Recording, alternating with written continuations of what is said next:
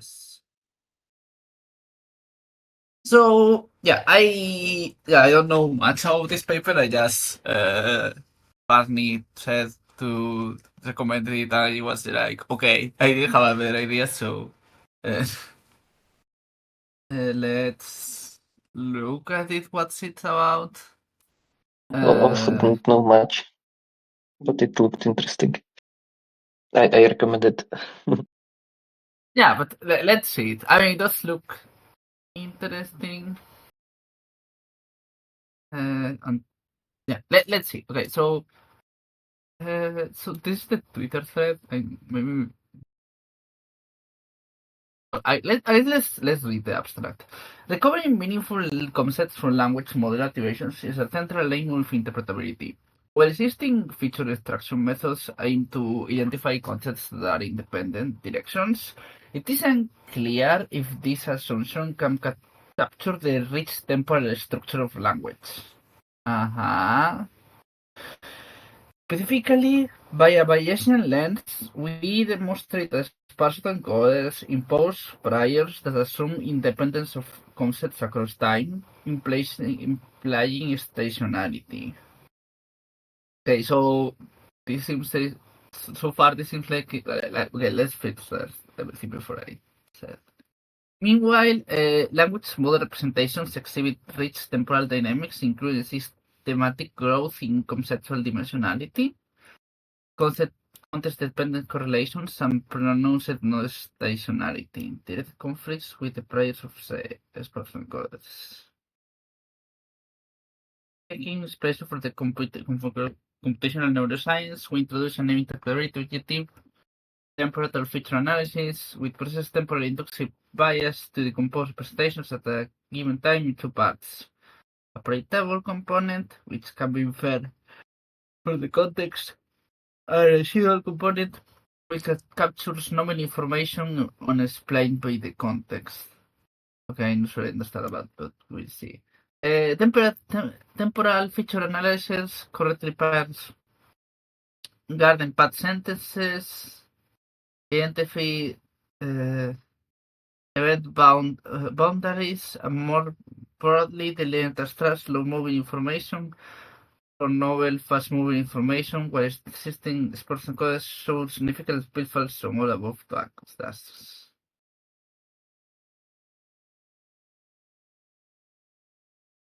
Okay. So they think sparse encoders are bad because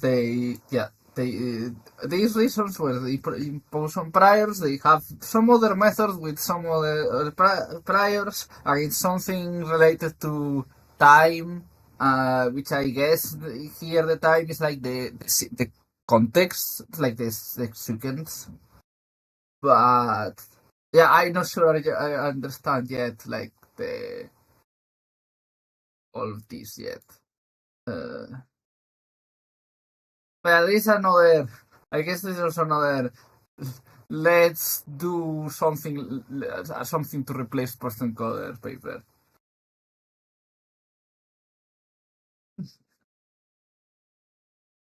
So your guess is time as in step in the autoregression, like the size of the context window. Okay.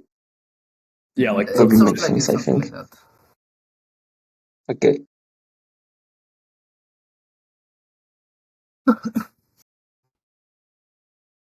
It does, yeah. At least it does.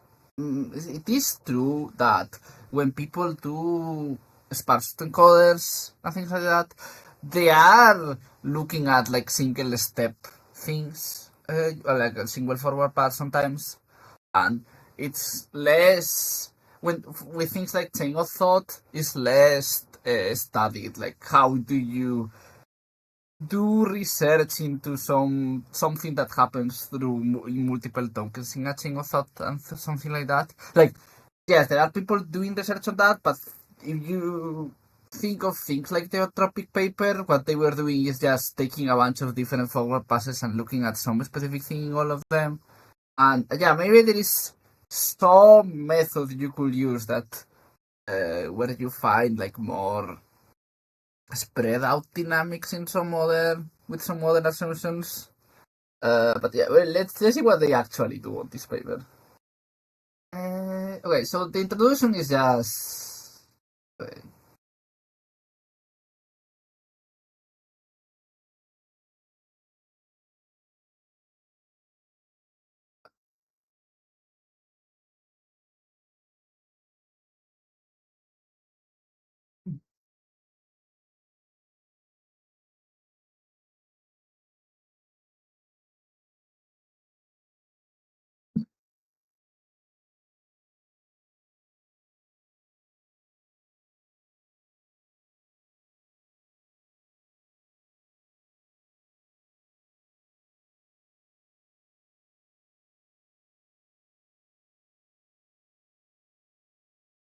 This image is funny, but yeah.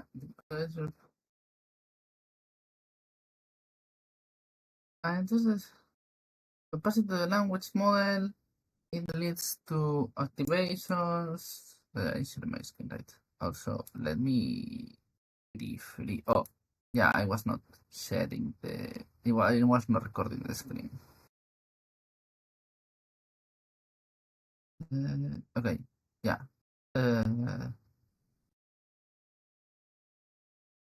That's work now.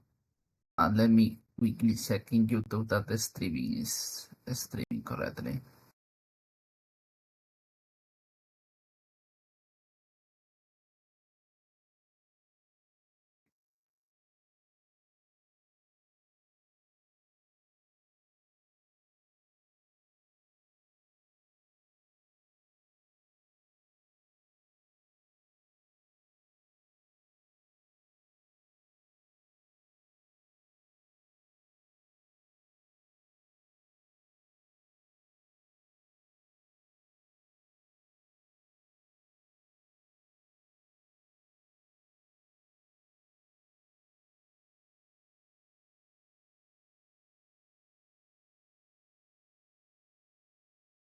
Wait, it isn't the streaming for some reason. Why? What? But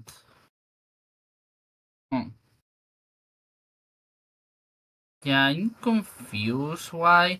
But at least it's recording anyway, so I guess I'll just upload it to YouTube later. Yeah. Never mind. Mismatch between person constructions and temporal states of language. Yeah, sorry. What was I saying? Yeah, I was looking at this thing. This is yeah. So this is just introduction about why they think sparse encoders are bad and they don't. Independent prior across time over latency.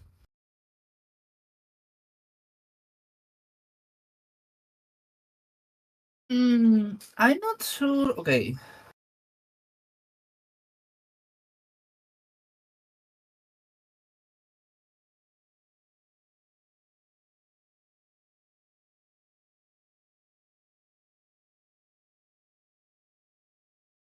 Dependence prior. I mean, but I'm thinking about this. So yeah, you could say that these all. I'm not sure this example is that good or that the thing they are thinking about is that much of a problem. Because yeah, you will have different activations for all of these different states or whatever, but you would if you wanted to look at uh, at some Harry Potter feature or whatever, you will see that the other things about all of this are activated somewhere else, and they all maybe fit into the Harry Potter thing. I don't know. One thought I had is that like there's maybe a Harry Potter latent that you can see growing stronger over time, even in normal essays. Like not every model is going to have one of those, but like bigger models, probably all will. Yeah. which seems like. But I also kind of get what they're saying because, like, if you look at one token versus the next token, like, there's in SEs, there's no way to really derive relations there, you know. And I think like this not to spoil the future section, but I think this whole paper is more about analyzing like the delta between token positions as opposed to like the absolute like latent vector. I think, which I think is Yeah, pretty interesting.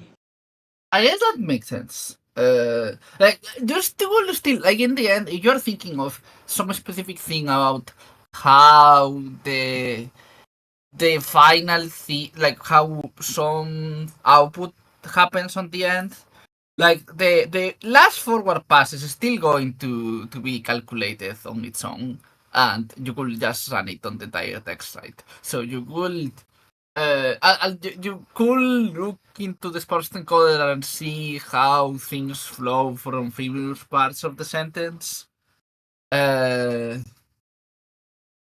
like from the indentation and all that. But yeah, I guess maybe looking through this lens of time, maybe there are some things that are easier to understand. I don't know. Yeah, let's. I guess I'll see the next part of of the the thing before having like very strong takes on this. Like they give an example of how upcoming words can be anticipated from context, but like attribution graphs kind of give you that, I think, partially. I wonder how this will be similar to cross-layer transcoders. I don't know. I also wonder like how much this is a thing that in a few like is this one of these papers that is going to be very nice and in a few months to a few years not will remember it and people will be doing something else. This is definitely not about cross-layer interactions, by the way. They say at the end that all of this work is based on just one layer in each model, but then like between token positions. So it is definitely not looking at like, you know, how the model thinks like through one pass, or about like different passes.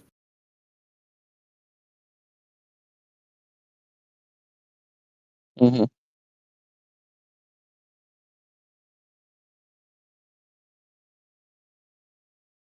Okay.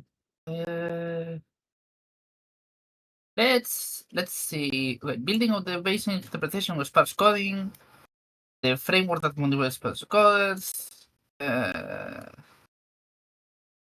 as a map, maximum estimation problem. These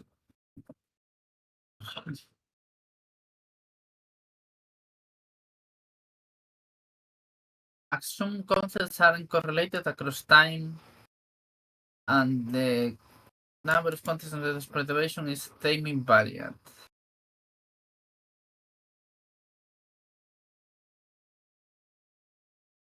And uniformly distributed. I guess they do a bit.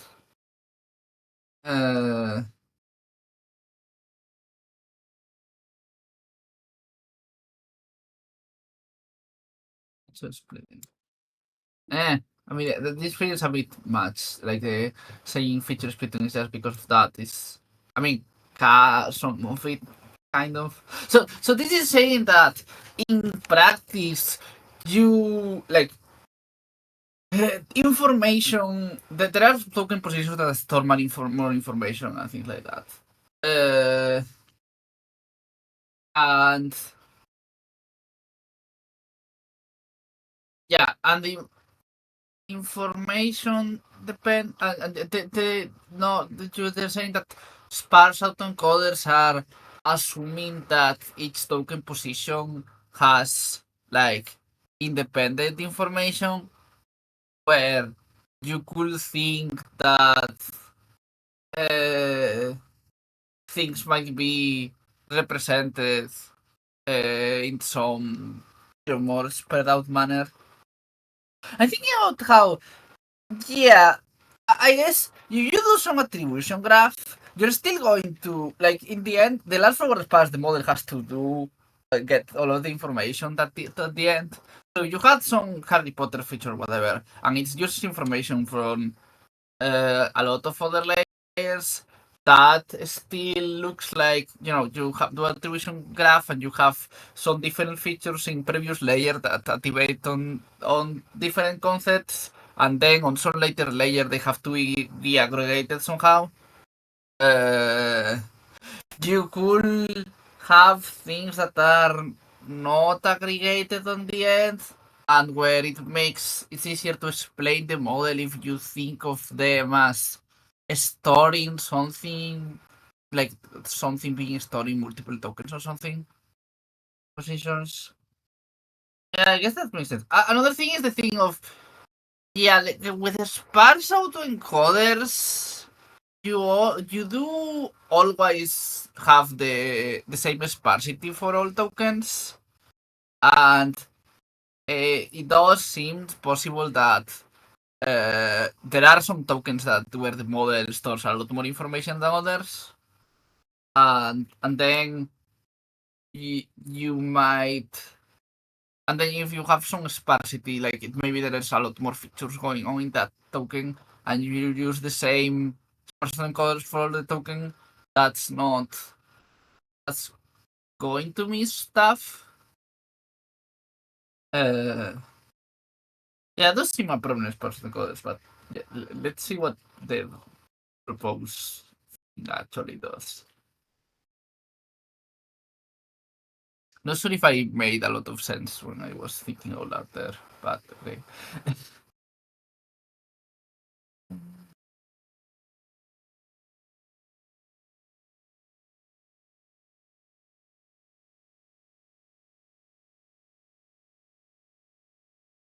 Anyway, going back to this, the results parallels with the sparse encoders and comparable neural sets that's interesting. I always wonder like how much things about, because like in some sense neuroscience has the kind of a similar job to interpretability to Mech Interp, but not, yeah, though they have a lot less capability to actually run experiments, but it's not like you can, for example, do ablations on a brain or take the gradient of some neurons or whatever. Although every now and again you get a guy like Phineas Gage who gives you a natural ablation experiment. You don't Yeah, have access to all the weights all the time. In It's perfect also- accuracy. It's also interesting, like I know they study a lot of people who like have like brain defects from birth, and like study how they're like the agenesis of the corpus callosum. There's a lot of cool experiments around that. It's basically the part that connects your two brain hemispheres. So, but yeah, no, I agree. It's like there's so many parallels between them, and I think it's interesting that like neuroscience it has like way more money and time, but like less kind of like direct access. It's interesting how they are similar or not. yeah. It's Like, also I mean, you can do ablations in mice, but it's very expensive, and you can only do it once. Yeah. it's I also was much more. actually, so I was with David Bao on an AI conference like the last year, and there was one of his students that does neuroscience because he used to. I think he used to do the neuroscience. Not sure, but yeah, he was trying to convince him to come to Mech Interp because he said it was similar, but we can actually run whatever experiments we want easily instead of having to spend a lot of money and months to. Yeah, no ethical boards either. Mm.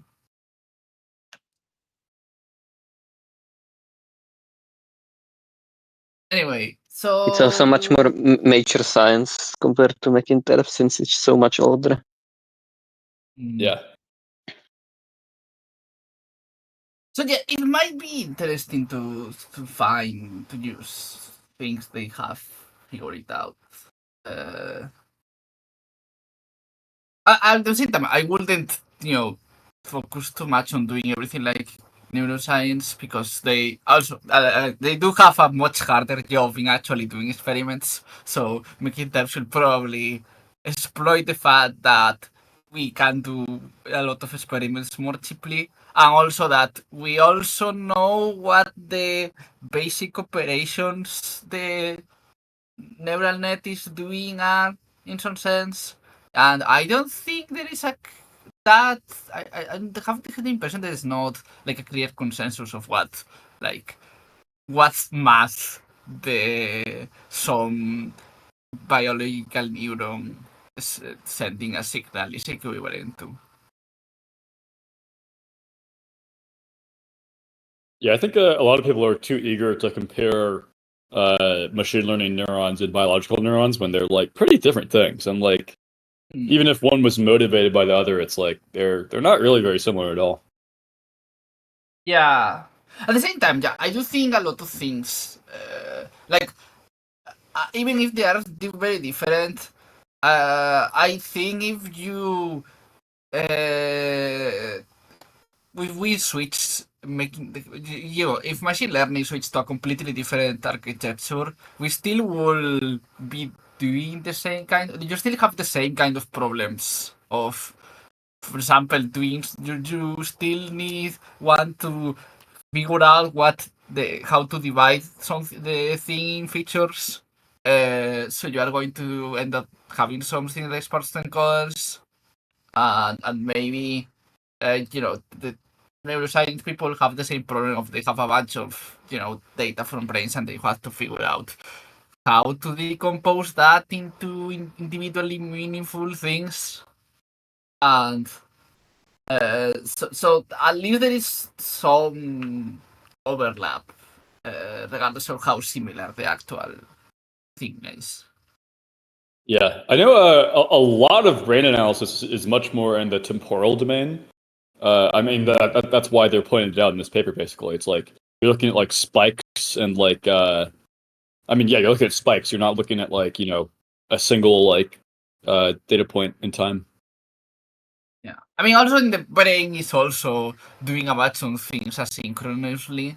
It's not like there is a single forward pass where everything is happening at the same time. Yep. Yeah. They often use something called for one neuron Huxley model, which uses some electronics components in it, which is interesting. Yeah, and What various model? extensions of it. It's I called didn't hear what you said. Huxley. It's called Huxley model. Usually You taught can in put it on the chat or computational something. science. Yeah, can send it in the chat. Okay, let's. I know there's a. Yeah, it's probably we can wrap this. Or the one last thing I was going to say on the neuroscience thing. There's a paper I really love from like 2 or 3 years ago, where they you guys might have seen this, where they simulated a pyramidal neuron, and they looked at like how many machine learning neurons it took to like equal one physical neuron, and it was like 500 in like 5 layers or something. So, but yeah, we can probably cut off the neural feel discussion. like I'll try to I'll say something about that and then try to actually read a bit more of the paper so we can advance a bit. I know But that what you're referencing to. And I mispronounced it. It's Hodgkin Huxley. Yeah, I sent it. uh-huh.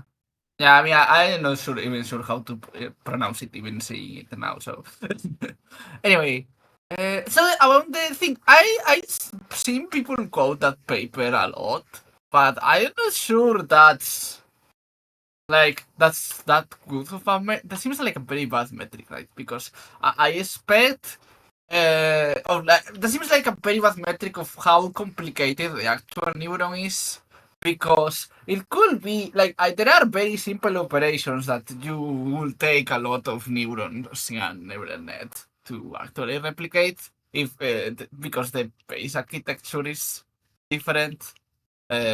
So it wouldn't surprise me if turned out the human brain, actually was doing something simple, but that was not as complicated as 5 layer with whatever amount of neurons. It's just that doing it it was something that was not that doing it as matrix multiplication was with Velus was not very efficient.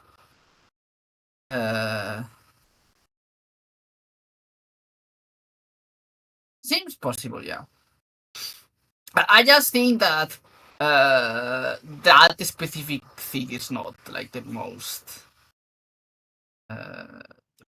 best evidence for that. But anyway, let's actually not start discussing that here, and yeah,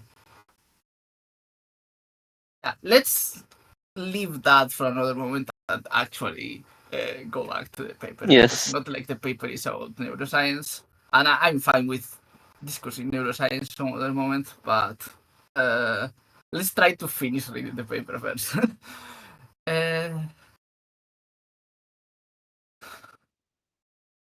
Okay, so population level neural recordings have revealed that representations of the line structure manifolds sparse code the computations could be independent by monosemantic features.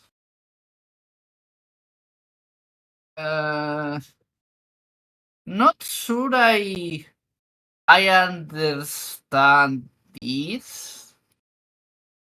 We'll have to maybe look at these papers to see what they mean. Representation of the line or structure manifolds.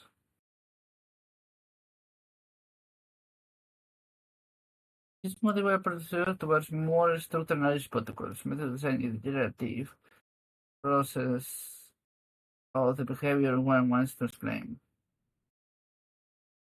Of indicated geometrical study neural network expressions. So this is the idea that okay, so the representations of there have some nice structure that is not just there is some direction that means a specific thing, and certain colors means that, and we could have already guessed that without all of the evidence we have from actual models by actually looking at the fact that it already doesn't work that way in neuroscience. I guess that's a good point. There is a thing where, for example, we talk about this in previous reading groups of things like the modular addition mechanism or the addition mechanism they found in the other paper where numbers are represented in a circle, and yes, you can take sparse encoder directions for each number and you'll get one for each, but you are missing the interesting fact that they are arranged in the configuration space of the model in some specific way, where there is some geometry to the representations that the model actually uses for doing stuff. In that case, do addition by doing rotations on a circle. Yeah, or the last anthropic paper on the rotating manifolds to do the new line breaking task, basically. If you've looked at that one. I don't remember that one. Have we done that paper you are talking about on the reading group, or? I'm not sure. Yeah, but it's the newest anthropic Mech Interp. Okay, I'll look at it later and see we haven't done it, and then we can do it some other moment these days. Okay. When models manipulate manifolds, I'll send it. Is that the one from like 2-3 days ago? Oh yeah, It's August. Oh, okay. October 1st, 20th. So it's months ago. It seems likely we haven't done it for the reading group, so maybe it's a paper for next week. I'll look at that later, I guess. Let's keep going. Temporal feature analysis. New protocol for yeah, okay, so this previous thing is nice, but I'm curious how this whole things have a structure in space. What does have to do with the temporal dimension? But okay. A new protocol for interpreting language motivations that incorporate explicit intensive biases or temporal structure. But not other kinds of structure. Okay, I guess they mean that the temporal is one of the kinds of ways that interpretation can be structured. Follows the composition activation, such as extension into orthogonal component. A predictable component obtained by projected current representation to past context using an attention mechanism, and a novel component representing received information orthogonal to the predictable component. That is, we assume the novel component is uncorrelated over time. This allows correlations between total codes and hence enables them to capture temporal structural language model activations. Ajá.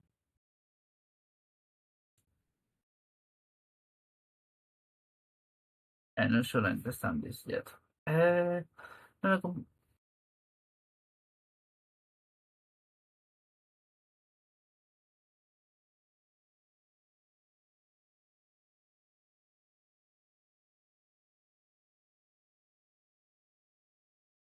okay. Elements, current contributions. Highlighting the temporal structure language model representation. Best contention resistant person colors. Okay, yeah, this is basically the same thing. The number is person color architecture. Okay.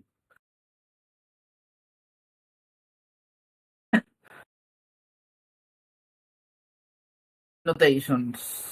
Yeah, not going to spend as much time into notations. We perform empirical characterization of just temporal structure and pretending the models. Since large language models are trained to generate the similar other language or space the profession to capture race for an anomaly for the structure.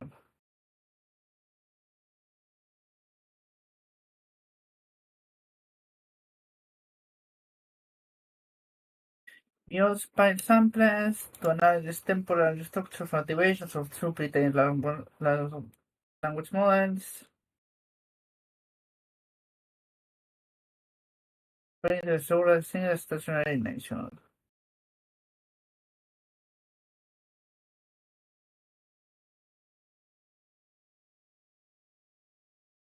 Okay. I'm not sure I understand what the surrogate signaling is.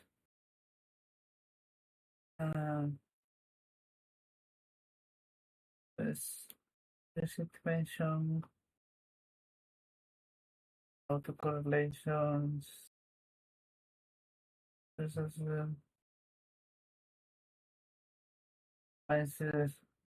trying to project the good representation onto past context window.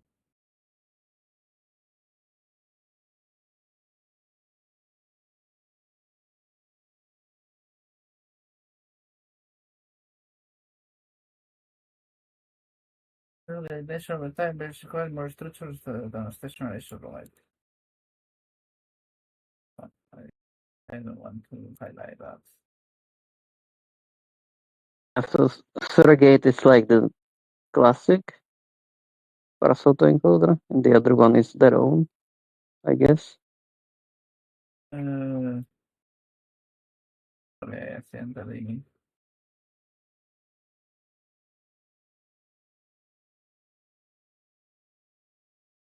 This.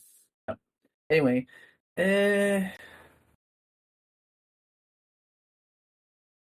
maybe.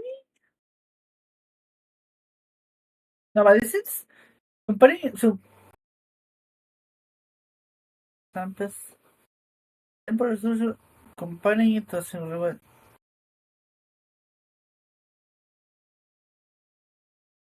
language model situations to acrobatic distributions that perceive sentences were more operative investors.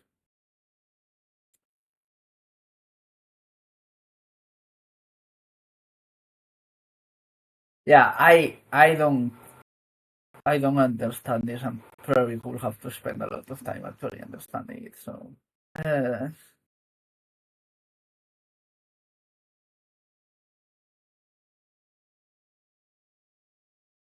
think some papers I should probably spend some time reading it before the reading group, or to actually. They are adding random perturbation. Yeah, I'm also confused. It seems like what they're trying to do is just keep like the average across the sequence while destroying temporal stuff. But yeah, I don't exactly understand why they picked the way they do exactly. It seems like it's maybe not super important to the overall paper there. It's just like they just want a comparison point to show that like they can discern temporal structure basically, and they have a way of just blading it. Yeah, I guess we don't need to understand that right now. And you measure this thing with the they claim is like that means that representations are more complicated over time and more structured, which makes sense compared to their baseline survey thing, whatever that is.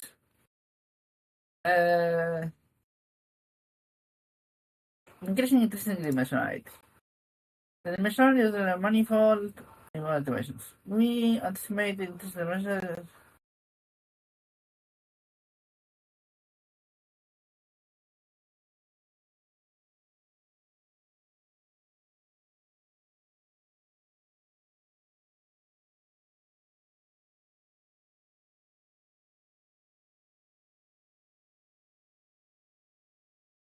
Wait.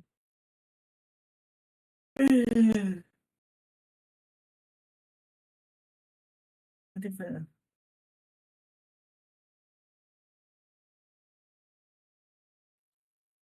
is a case of independent correlations to and therefore no society. What if a similar representation with contents of clouds?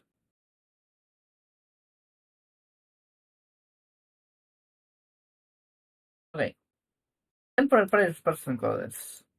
We know studies the pairs assumptions made by systems person coders.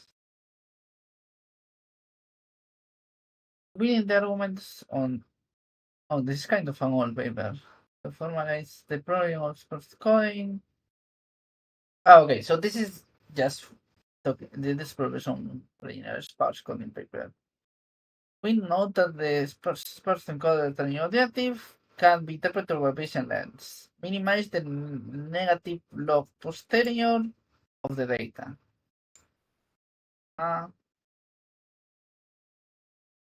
This Bayes rule can be written as the sum of log likelihood and log prior.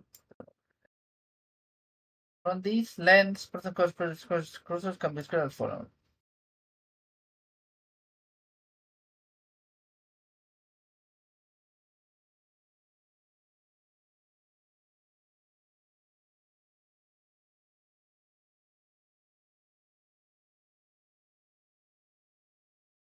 Typically, assume independence of latents and has the concept of the process of language over time. This confers crusaders.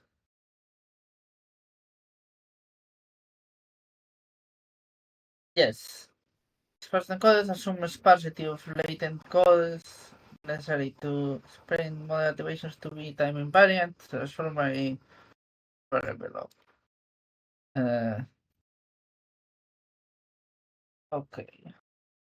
So yeah, so there's the thing I was saying that the second thing at least that if latents become more complicated, like if the activations become more complicated over time, and the sparsity encoders have the problem of it's always using the same sparsity.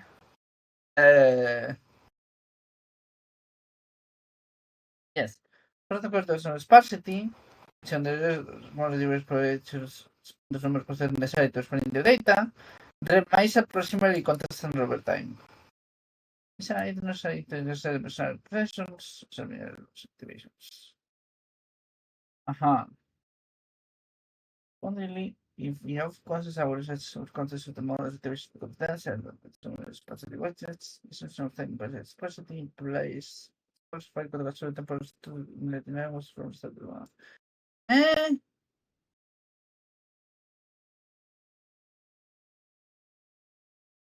Yeah, but I'm trying to think of okay, so this even in this part of course assumes like reconstruction error, specific geometric assumptions.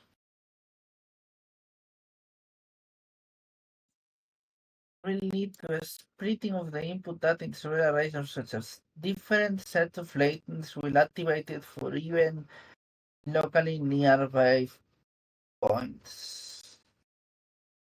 Consequently, this process is too little, the motivations are more dense than the assumed budget. The local geometric presentation will be lost in the later nodes. So, yeah, but like this is an example of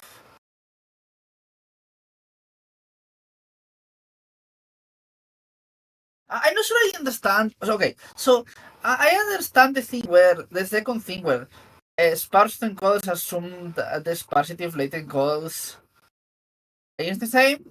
I'm not sure I get what the temporal dimension that the sparse encoders are missing is exactly because here this is an example of sparse encoder missing a structure, but that's a structure like this is doesn't have to do with time. It's just like the only thing it has to do with time is that they happen to pick an example that is about time abstractly, but it's not like it's time in the sense of the forward pass or whatever, right?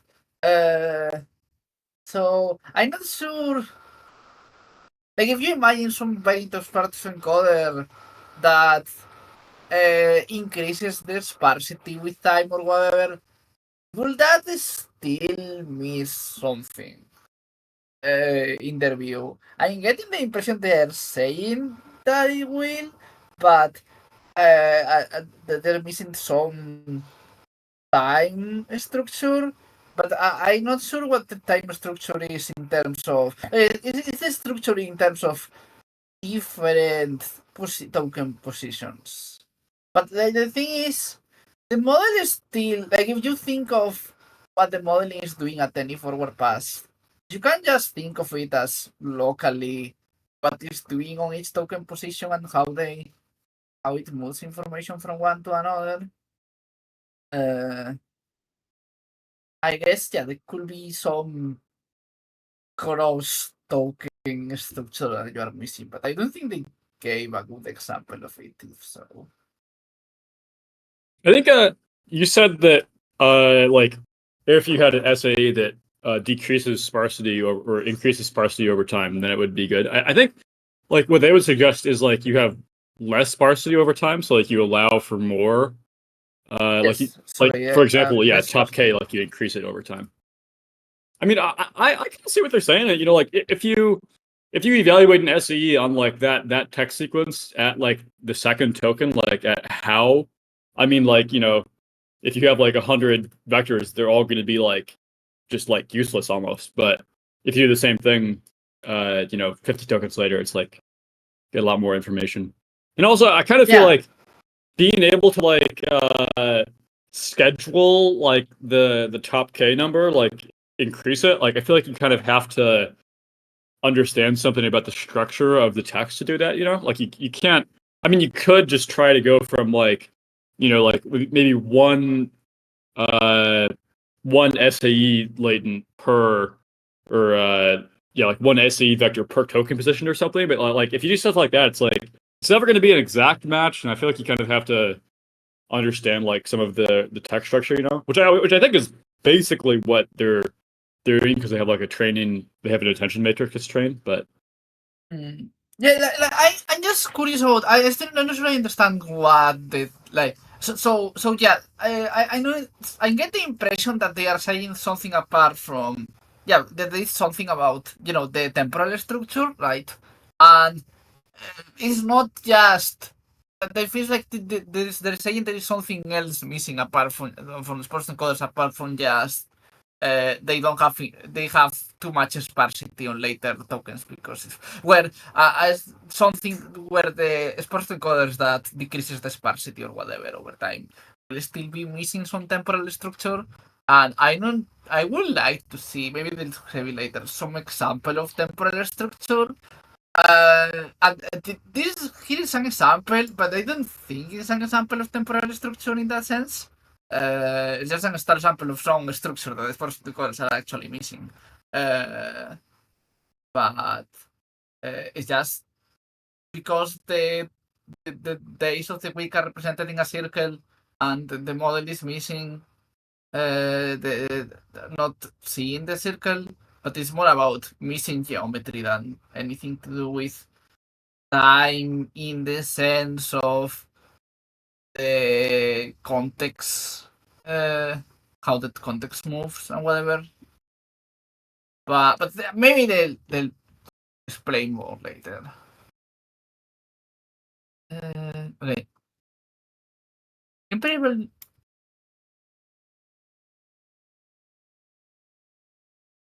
Sorry.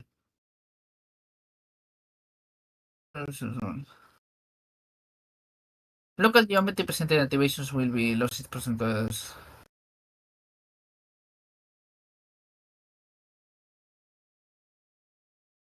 I mean, it's not like here it says sparse budget is too little or model activations are more dense at their some budget. The local geometry will be lost.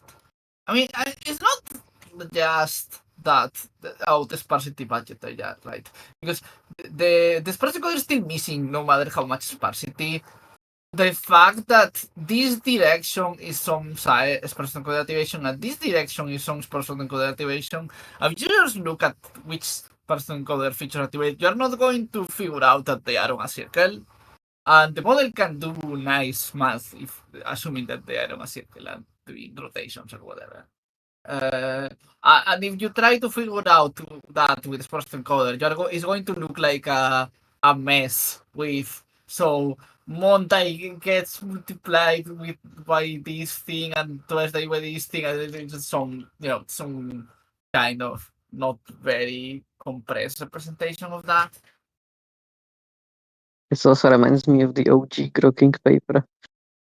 Yes, the same thing. The Grokking paper is another example of something that's represented as in a circle in some way, and the model is doing some operation like that, and if you try to explain the Grokking paper with sparse encoders, it's going to be a mess. Same with I tried using sparse encoders when I was trying to reverse engineer a tiny model that did like found pathings in graphs for my paper, and it was a mess. It had a lot of examples, a lot of features that represented things that didn't really. I feel it was when I actually understood the thing. It was just dividing things in some really weird way. But yeah, I do wonder, like, what other if there is any example that people have found that is not a circle, because I heard a lot of people talk about structure, and it seems like most things are just like the examples that people have found are just circles. Maybe circles is just the one that's easier to find. And these, I think you mentioned the Anthropic paper that will talk about the structure manifolds and whatever, and maybe that's seems like another example that might not be a circle. There is some circular shape they reverse engineered, but it's different. Yeah, it's in 3D, like a twisting thing. But I mean, but isn't that the same as the MaxDem Mark III, where they found that models do addition by some spiral thing? I don't know if you know what I mean. It is so similar to that, yeah. So Okay, is there anything that isn't rotations?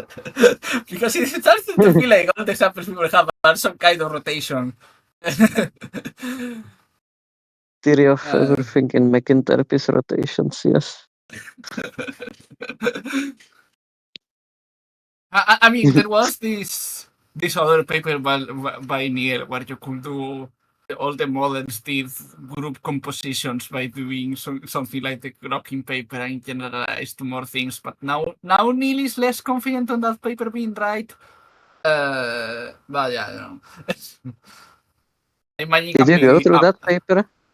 I wanted to go I through don't that paper, think but so. didn't. But maybe we did. Even if we did, I definitely don't have enough knowledge of math and like what's the name of that field of math? Group theory? Yes, I don't have enough group theory knowledge to understand it. I think maybe we did go through it in the reading group, and I just didn't understand much about it. Well, I did. I did understand what it was saying. I just that things that fall into some group theory category of math, the models can do it using the same kind of algorithm, and that includes modular addition, but also a lot of other things. And so you get something like the modular addition mechanism. But yeah, never mind. Let's go back to the paper.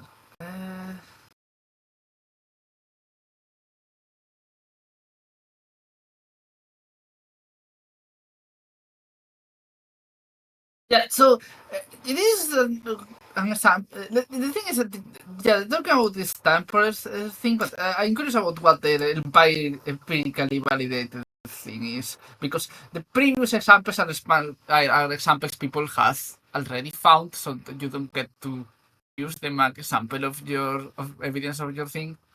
But yeah.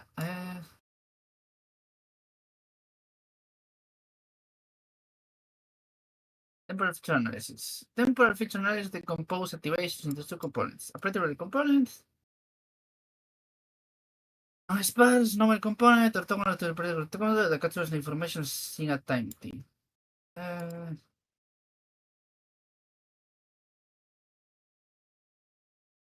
It's been said a few times.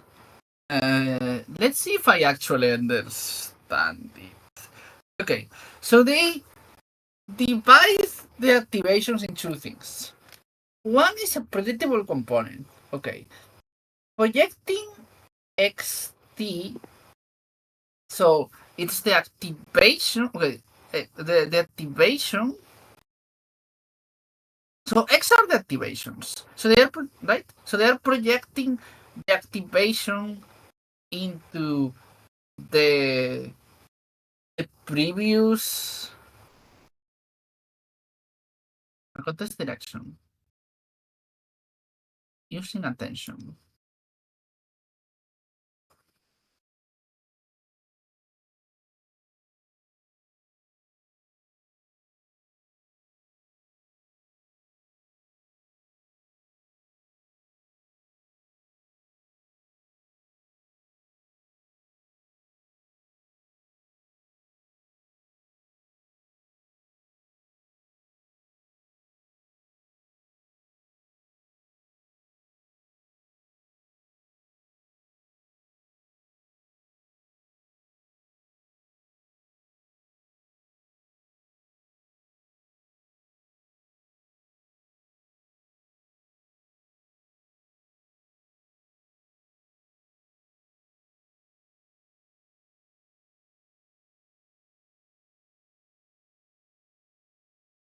Oh wait, so maybe I understand it. So they have the current token.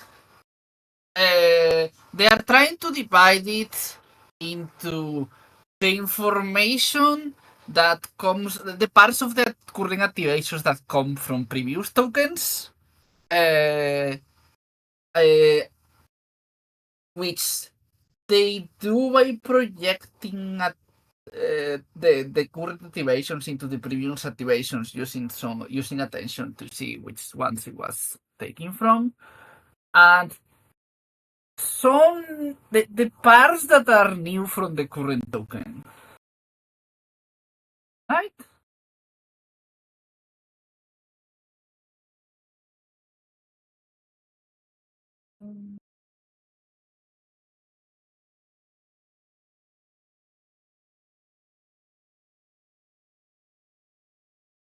Almost like in their architecture, there's some predictive component, just like in like the actual language model, where it's trying to predict the next step, and then looking at like the surprisal. I'm not sure I to understand that right now. Maybe reading more will explain it. I do agree with this thing where, yeah, the sparse encoders don't show all of this geometrical structure, which might just be circles, but probably not. Probably there's some other things that are not circles. It would be funny if it's mostly just circles somehow, or spirals like the other thing. But and we need some new methods that try to figure out that structure. And here they are trying to do this with the temporal ones structure specifically, and that's what they're doing. I don't understand their thing yet or how good it is or not. But I do think it's a good idea, like the idea of try to find new methods that take the structure, try to find the structure more. And related to that, I'm also curious about the anthropic paper that Bernie mentioned earlier that found that structure on the spiral structure of the models and how they actually did that. Yeah, when the model is doing line breaking, when to do a line break. Yeah, I have to read that and see if they just manually figure that out, or if they have some interesting method to finding structures like that. Yeah.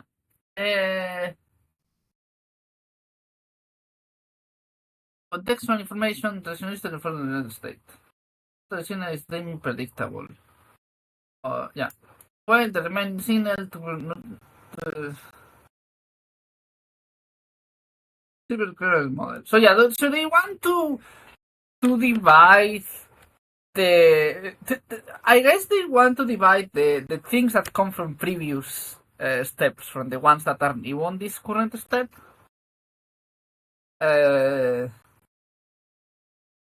And I wonder if they then have the same sparsity for the new one, and if that's so, maybe you can get away with always, if the typically new steps add similar amounts of information, maybe it's something sometimes they add more. I don't know.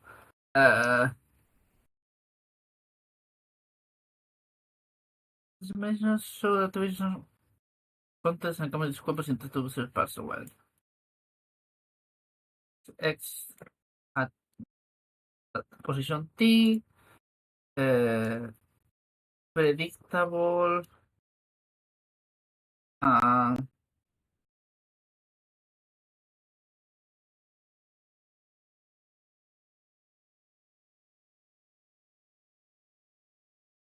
okay, so I think I understand what you meant earlier. So you're saying that they are trying to think to see the parts of the current token, separate the parts of the current token that were predicted by the previous data, right? Also something like that. I also see that so like there is a lot more people. uh,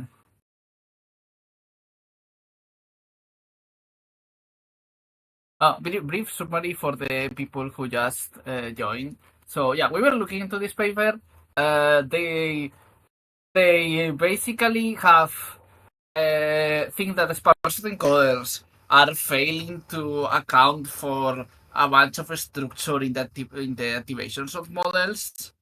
And part of it is that they are missing some temporal structure, and they are proposing this temporal feature analysis based on some neuroscience stuff that tries to account for that and explain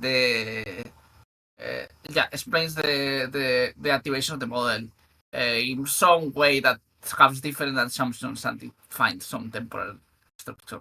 And right now I was reading the part where I actually explain their method and trying to understand it.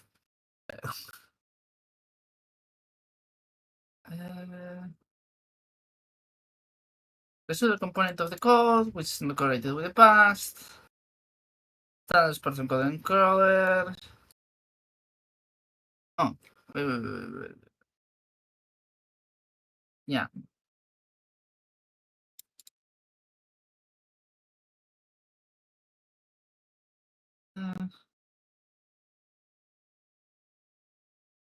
Okay, so yeah, the device on this component. How they do to take the first one, which is the predictable one. Okay.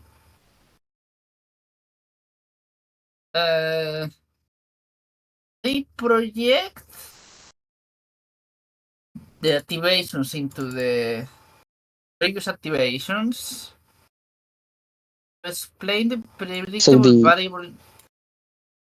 the novel means that they basically subtract the correlations, the things that correlate, I think, or maybe.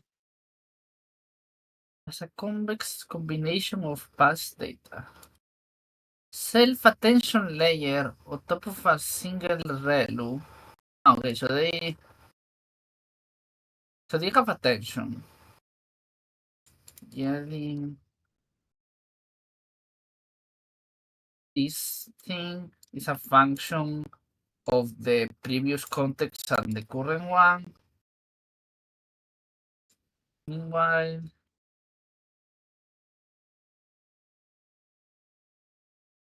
standard person code. Okay, so wait, so if I understand correctly, this means that all of this is just a fancy way of saying that for the previous context they have some attention layer and a ReLU. And they add that to a sparse encoder for the new from the new sparse encoder for the new token.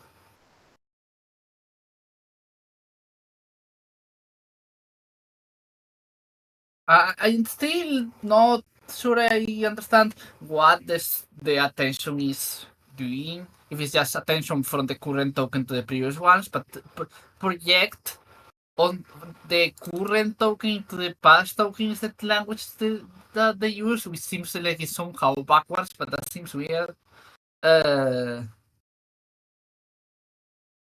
is maybe there is a. Okay, no, this is just allowing the previous one they were using. I know. Attention. Okay, so very latent. Wait. Representations, latents. But wait, aren't these latents from their? I'm not sure I understand this because okay, so you have tokens, you have the representations, which I understand is the activations of the models, but they have this latents thing here, and isn't that? But I understand that their actual method is this. They're just trying to explain it here. So I don't understand how they get these latents unless they already have some sparse encoder thing. I guess I can look at the formula to try to figure it out. Also, if someone has some better idea, like it's also reading and things they understand, you can just stop me and try to explain it. But yeah. Also, I'm going to go turn on the lights on my room by wait a moment.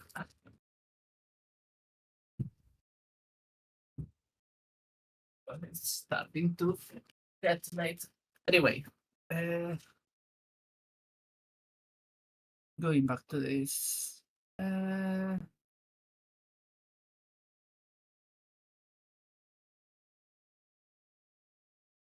just use standard sparse encoder to instantiate. Okay, so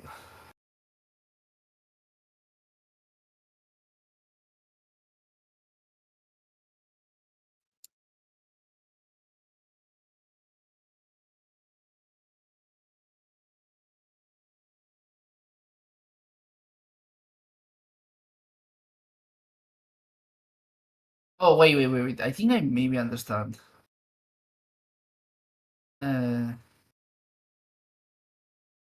Okay, is the sparse encoder.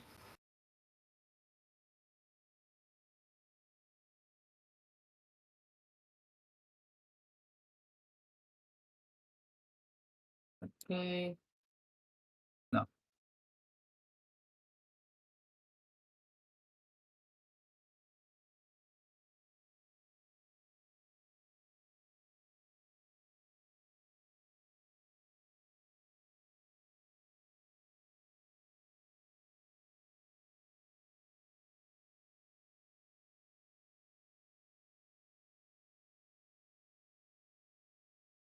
Uh,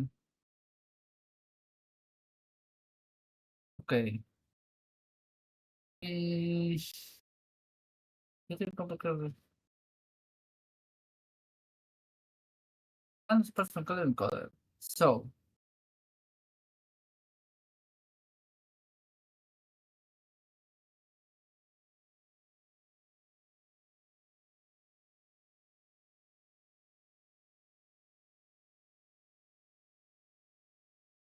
I'm not sure how much so I spent trying to actually understand this versus just looking at the results and see what interesting things are there.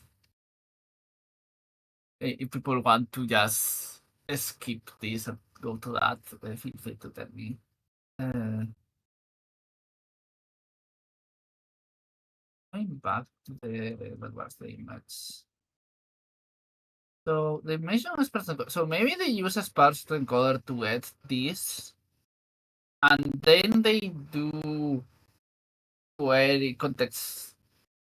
Yeah, they do attention over the sparse encoder latents, and this is I think Discord notifications, but I don't know. Yeah, someone is waiting on the Reddit group channel. Oh yeah, no, never mind. It was just somewhere else on the channel.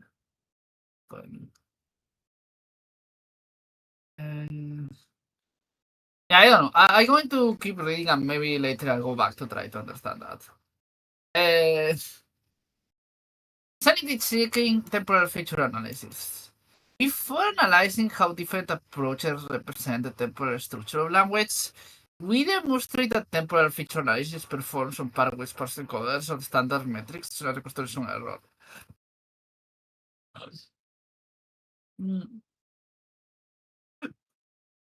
Specifically, we train a temporal feature analyzer and standard sparse encoders on 1 billion token activations started for Gemma 2 billion.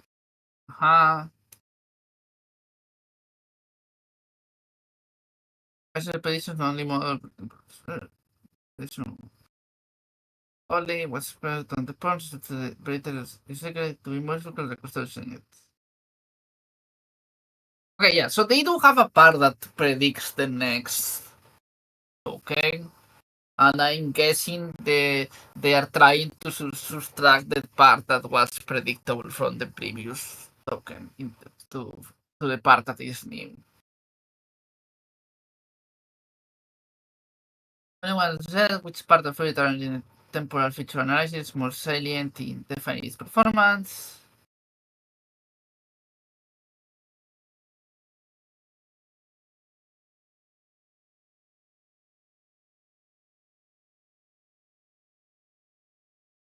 Competitive performance protocol self predoling. Uh-huh. Protocol says which part of it.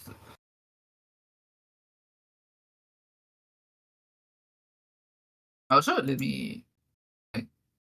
So this is the typical comparing our thing with the original thing and saying this was.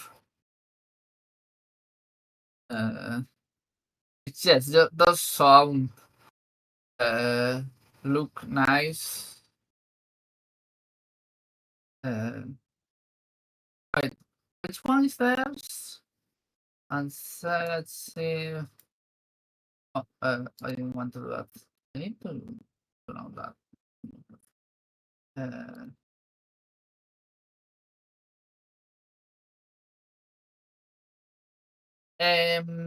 Oh, temporal is here. So the Relius and 2K things are. So it's worse than the sparse encoders, if I'm reading this correctly, but not that much. Here.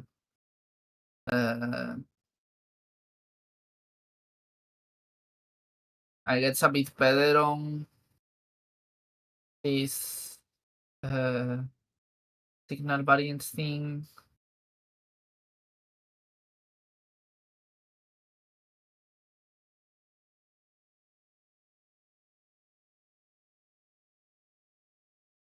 And oh,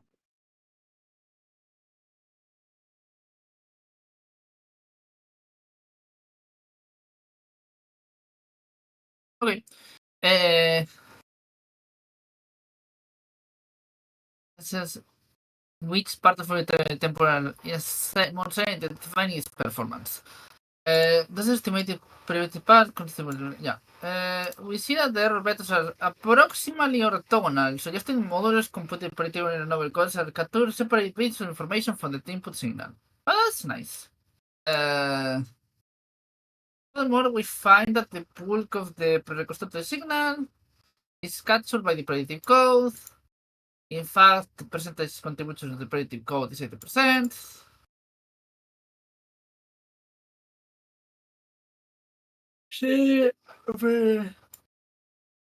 Predictive component primarily contributes to achieving good mean square error.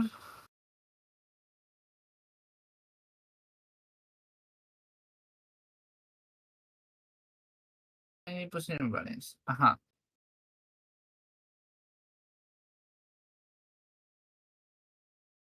Align with general model, assuming interpret feature analysis. Ajá.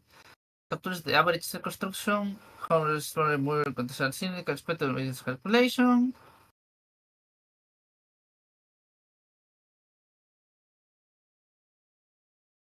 Oh, that's cool.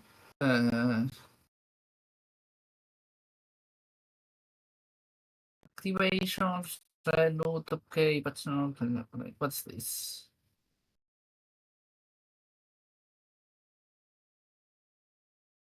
Sorry, stories. We consider more activation from a story and compared to otherwise bad influence.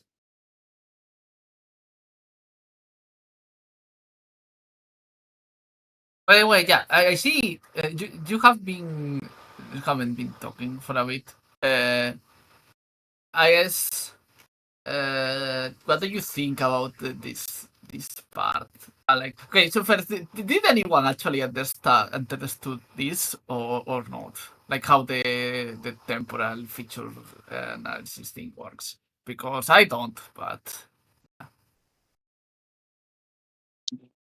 Are they basically editing the loss function of the sparse autoencoders? Do I get it correctly? Do I sorry, get it correctly that they're editing loss function of sparse autoencoders? I think their architecture is a bit different too because it also has Right. attention. There's also this attention, yeah. Yeah, but they are using a sparse encoder with maybe a different loss function. I'm not sure, but they are doing something else where they do attention somehow. Like they do attention to calculate the effect of the previous tokens thing.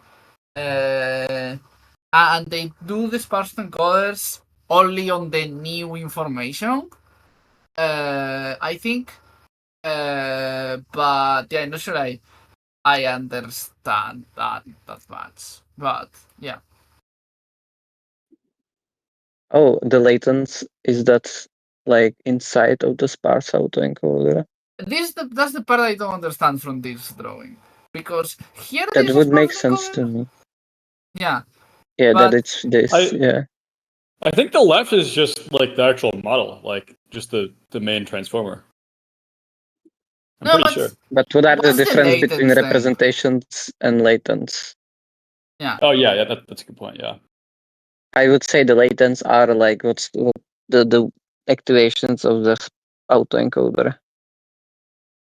Although I mean, I think if the left was an SAE, they would mention it somewhere because they say very clearly on the right side, like they have an SAE block for the like in the blue rectangle.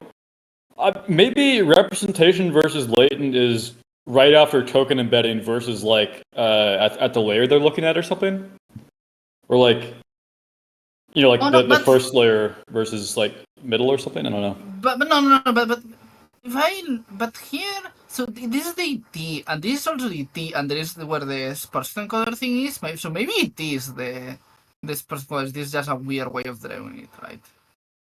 Yeah, that symbol above the latents word is the same symbol here, yeah. So And how do they define that here?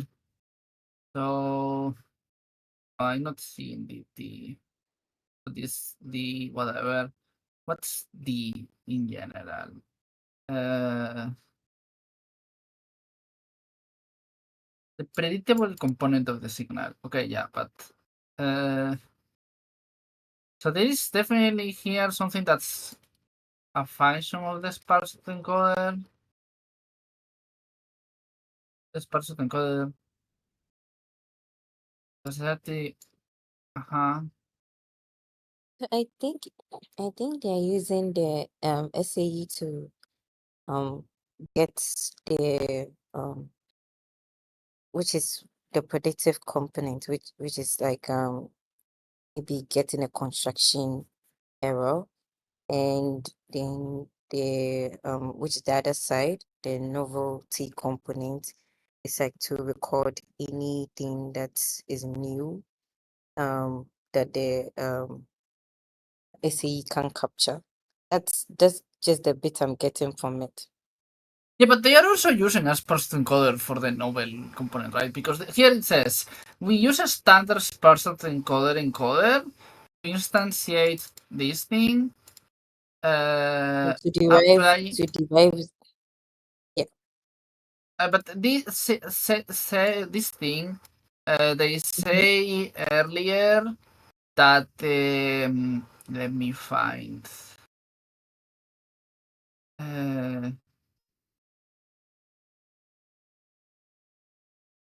But when they explain the two things,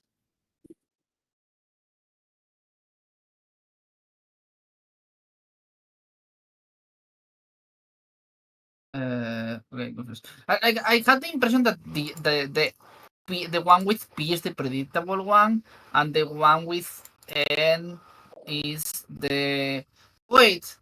Yeah, no, I'm the one with the N is the not predictable one. But I don't remember where I saw that. Maybe up here. No, I guess I can turn control F.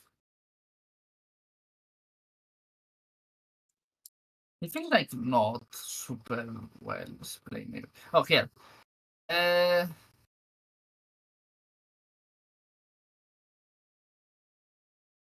Yeah, here they say that I think the this one is with, what. Sorry, can you repeat?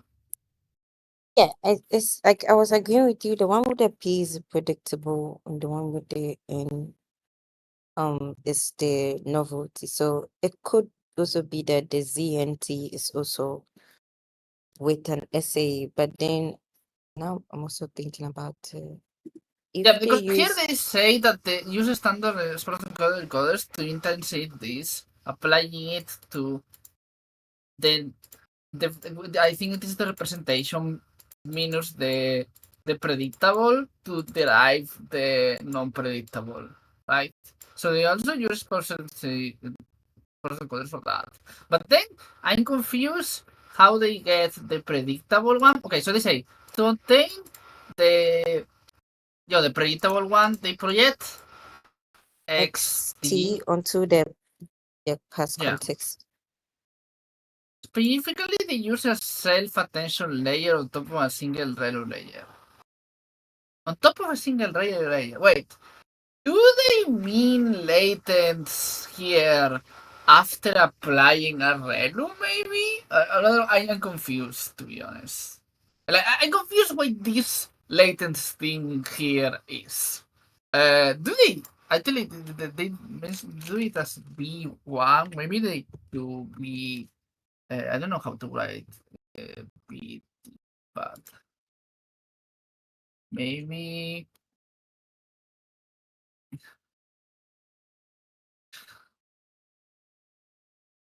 Yeah, I don't know.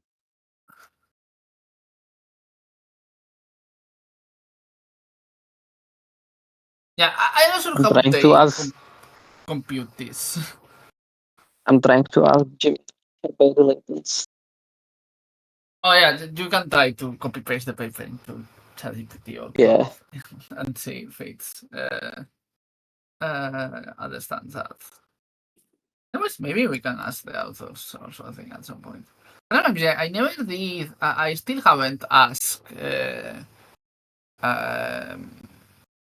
I still haven't asked who was the author of the paper of the OpenAI paper.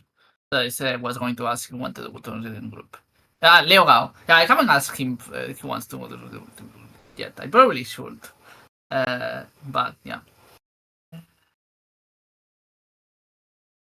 Thematic temporal feature analysis. So the latent is like the predictable latent plus no latent. So it seems like to be the assay latent. Ah,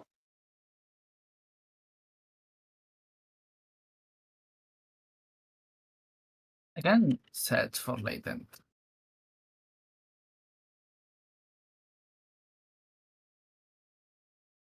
A problem is that latent has too many definitions in machine learning. yeah. I think just like features. Yeah, that's true. Yeah. Uh,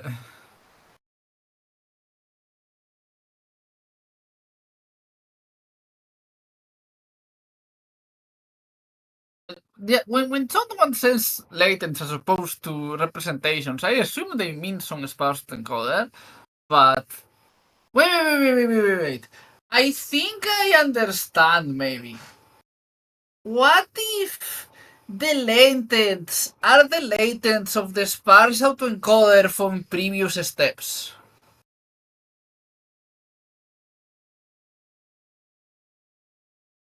Right? Mm. So like it is DT, but here you're calculating this DT thing, but you're calculating it for the current thing. But on the attention, maybe you are taking using the same sparse encoder, but on the previous activations for like the previous tokens, and taking that as and doing attention over them. If it's that, it's not very well explained. Maybe I just completely made this happen. It's not really true, but it would make sense to me. Also makes sense to me. Okay, so uh,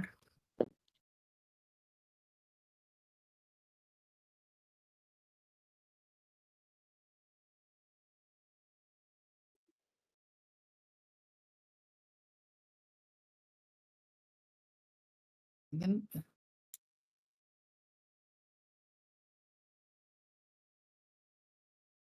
there is a function of x and the predictable one.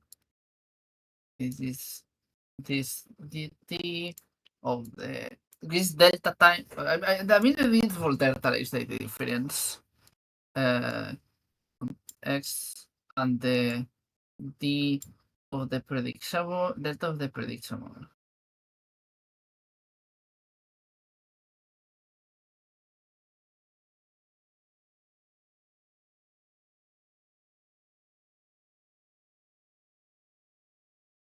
Wait, here it says that the predictable is a function of the sparsity encoder, right?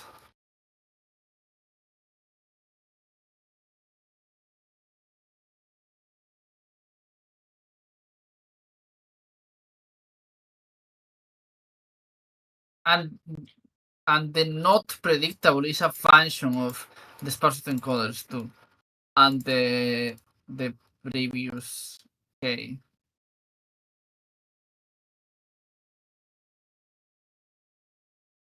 Okay. I don't know. We can. I think we should just read the rest of the thing, and maybe go back to that a bit later.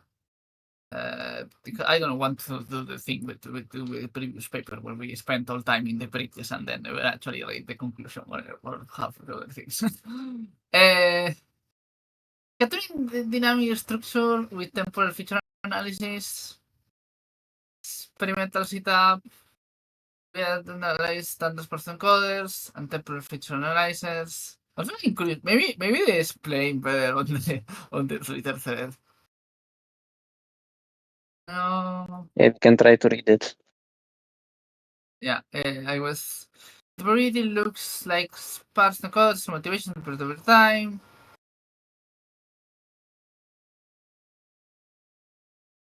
I don't like that they use this Monday and Tuesday thing example because it makes it seem like it's about time because it's about days of the week, but it's a completely different thing that happens to be about time in some other sense. It's kind Yeah. of confusing to send as an example. Uh, like it will still be a circle if they use numbers, for example. Well, not sure, but it seems like in large language models it might also be a circle for doing addition in a kind of similar thing to the modular addition thing, but with a spiral to be the like with the third dimension being like carry one. Or something. But yeah, to address this information, sparse information. I might just actually ask what's the latest here on Twitter later if I don't figure it out. uh,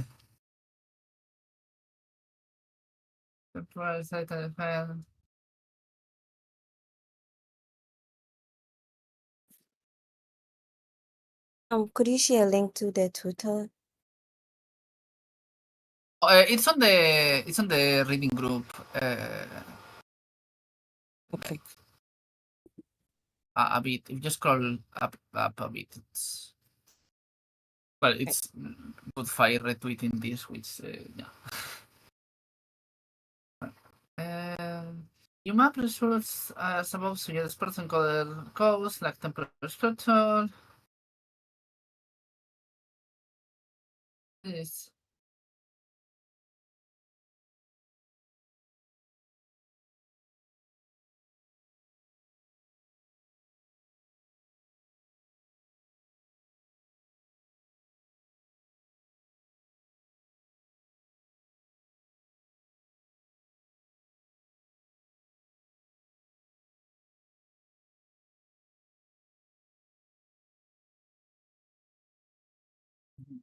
That's nice.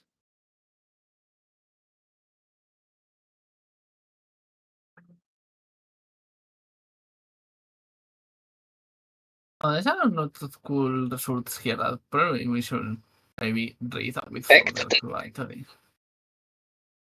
Like, attention makes me think that I wonder if they need to transfer much.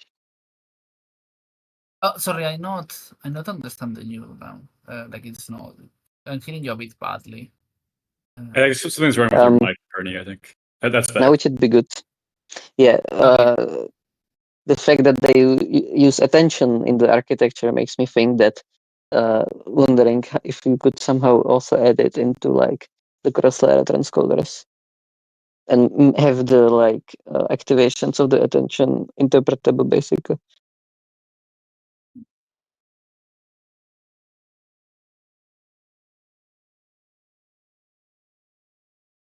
somehow.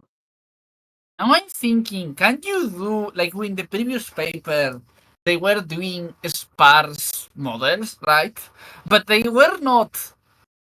They didn't have this. I wonder if using this kind of assumptions you can do some models that have some sparsity over time and divide things in the way this model divides things. Like maybe that looks like doing something with attention or something. I don't know. Uh,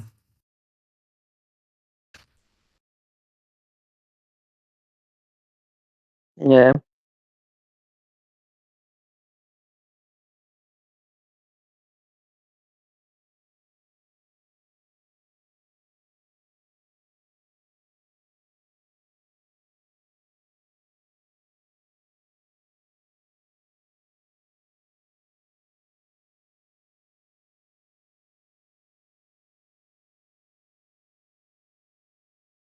sorry, what's going to honest?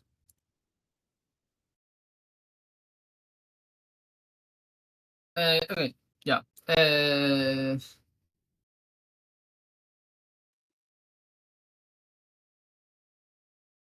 He was asking about the copy. Anyway, so I think I'm going to, if people don't mind, I'm going to just, for now, skip trying to understand the method and the sad details of how it works. Like maybe it would be, if I really want to do that, maybe it will be easy to just go look at their code and see what it actually does. But let's actually try to look at their cool results at least before we end the thing. The link drop. Okay, so they have this figures.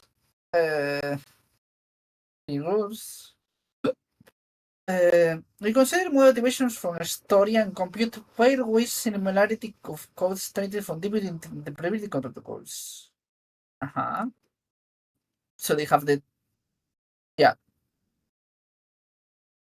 We see predictive codes from the temporal feature analysis versus seem to align with sub-event boundaries in the analysis.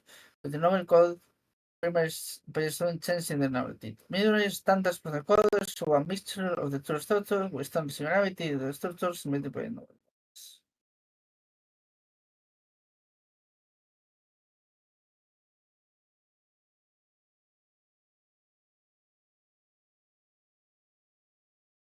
Information. Okay, so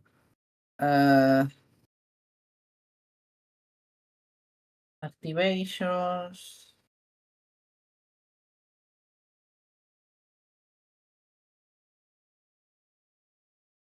So if I'm understanding correctly, they pick the activations on these and positions and check the similarity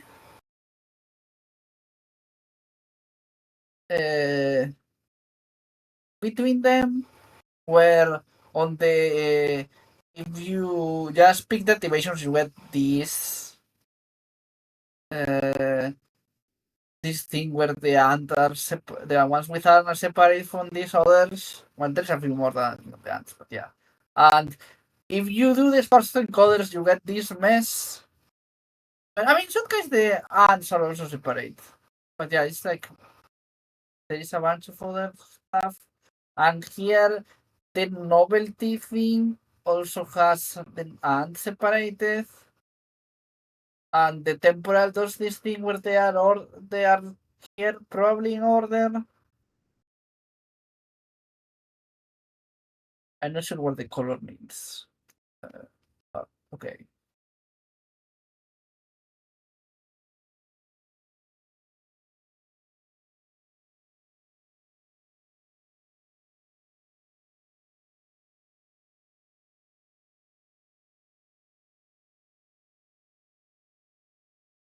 Defense protocols to work at doing temporal in language model representation.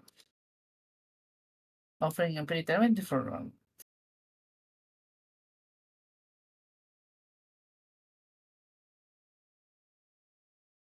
wait a moment.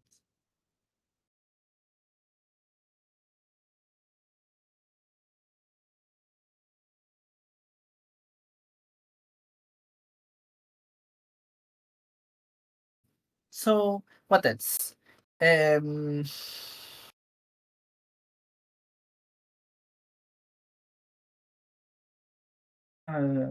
Sorry, what kind of started?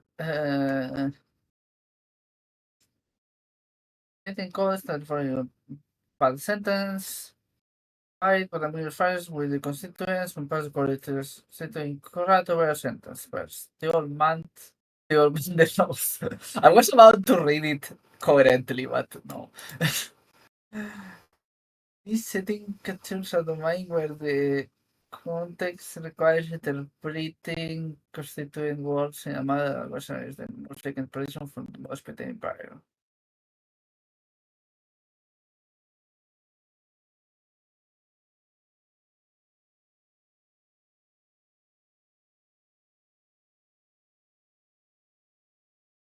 Using interpretation according to the valid false. Finally, motivated cognitive maps.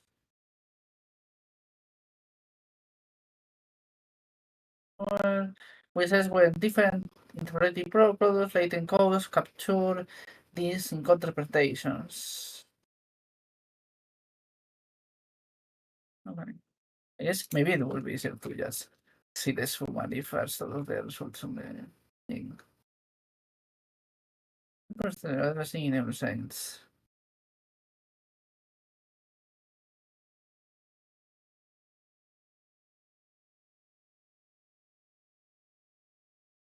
Okay, yeah. So they are saying their methods those has this temporal structure thing where the top K doesn't.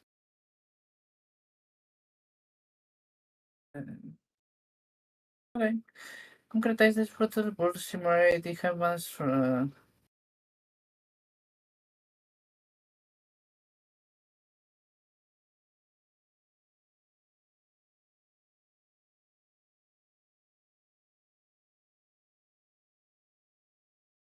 map latent codes, projects modest temporary starting activations. Latent sets. Oh, I should edit latent sets. Oh yeah, wait. If people, I'm not sure is that this is interesting. If people want me to look at some specific thing or skip some section or something, just tell me. I just.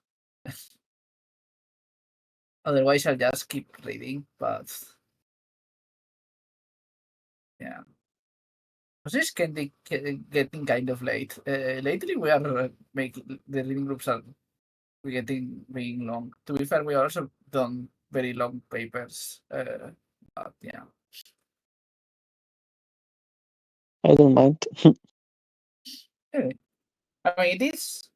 I like that people are the last two reading groups. People have been interactive more so, compared to other days where I just read the paper and people are not saying anything.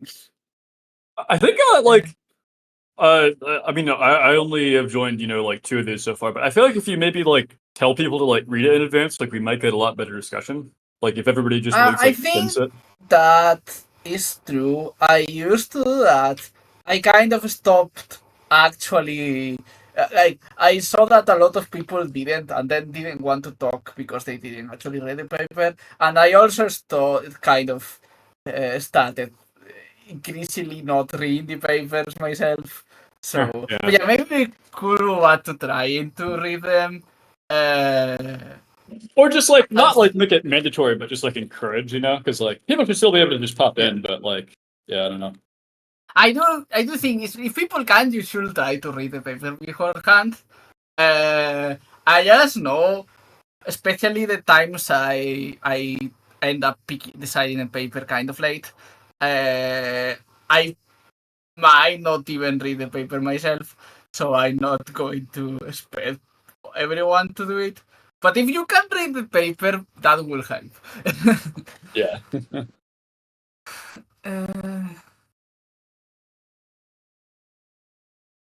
Yeah, I do think it's been better sometimes when I actually have read the paper and it was me more actually trying, like explaining it and then people talking about it. But yeah. At the same time, this is also reading out loud here is also motivation to actually read papers. So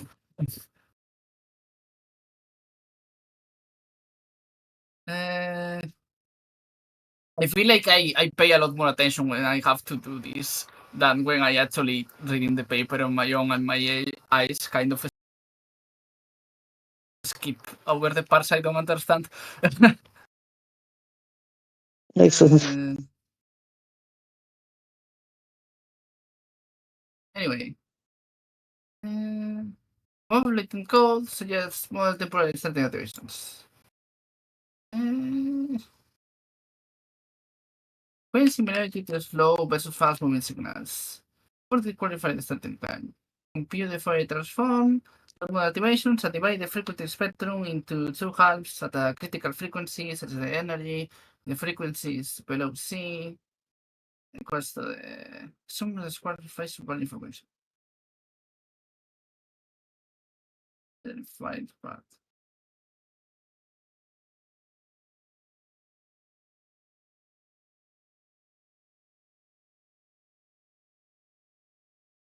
Better study of the approximate at the slow part of the presentation. I don't know. Okay.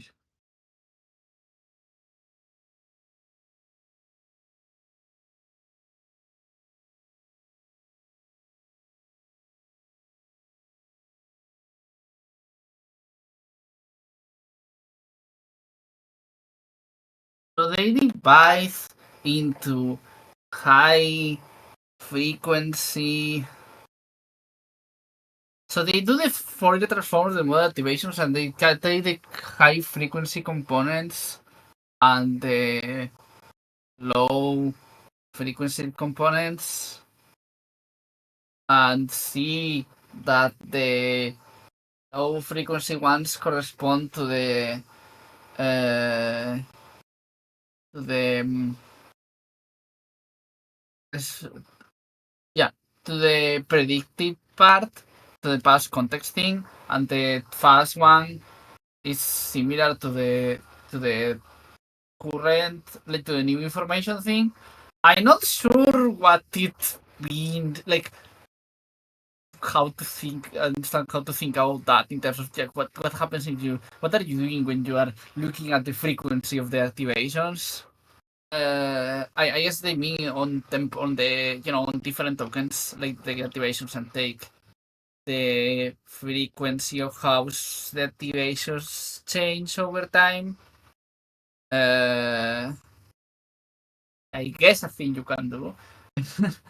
And uh, yeah, not sure how to think about this one, but cool graphic anyway. So once upon a time, little girl named Alice loved looking at the night sky. I wish I could control the stars. Okay, so they have different parts, and they.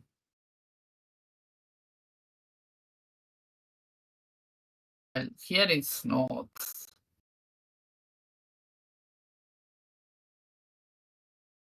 Consider more representations from static story for competing pairways similarity of latent costs. Okay, they are doing percent similarity. Analytic code of temporal feature analysis.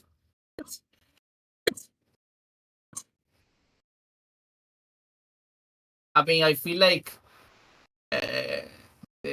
these part doesn't look like it's that divided here. Like doesn't fit that much. Like there is two halves, but the doesn't. I don't know what. At least the predictive one.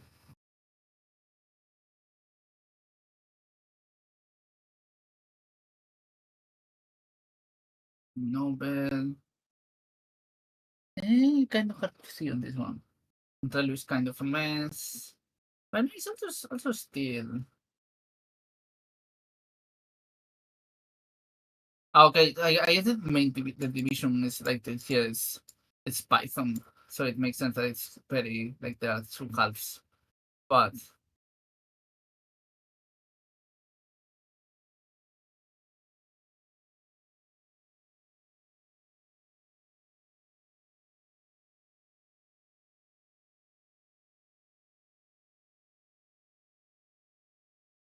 So then okay, they visualize the geometry by doing UMAP on the latent yeah. on the when pass through samples. Okay.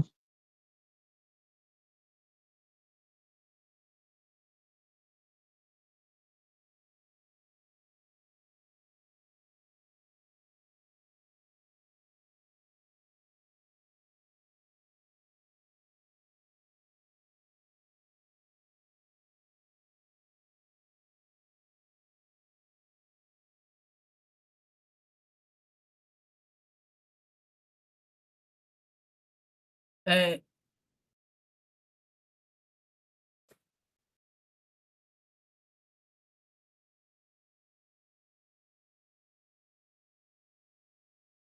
someone.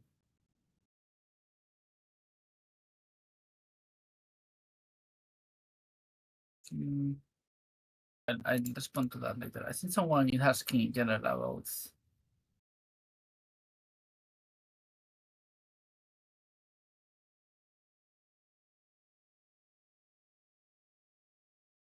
Yeah. Anyway, creative component captures local event boundaries. Uh, I got to start this. Temporal filter reverses predictive component where to relate with event boundaries in story. Use GPT-5 to create synthetic dataset of the stories.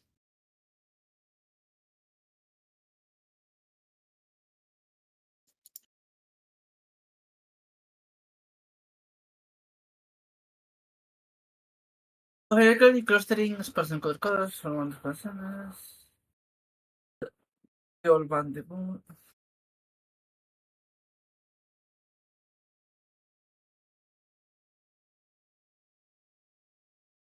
Sorry,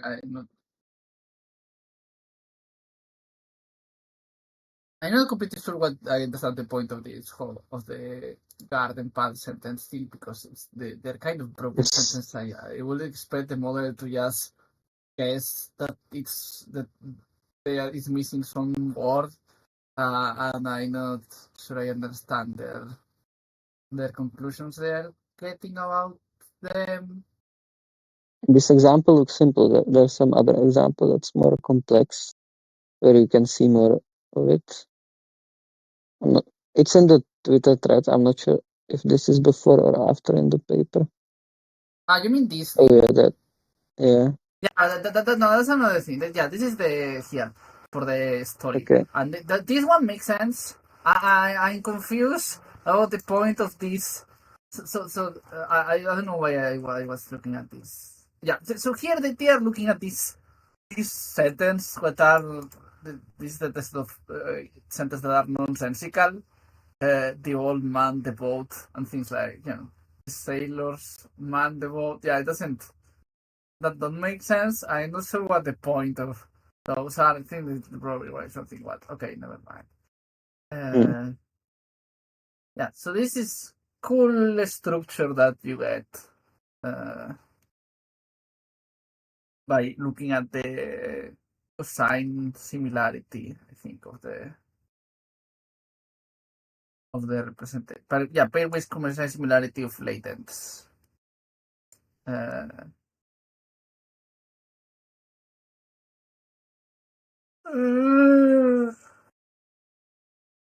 When you add noise, you get more coarser structures. It makes sense. Hmm.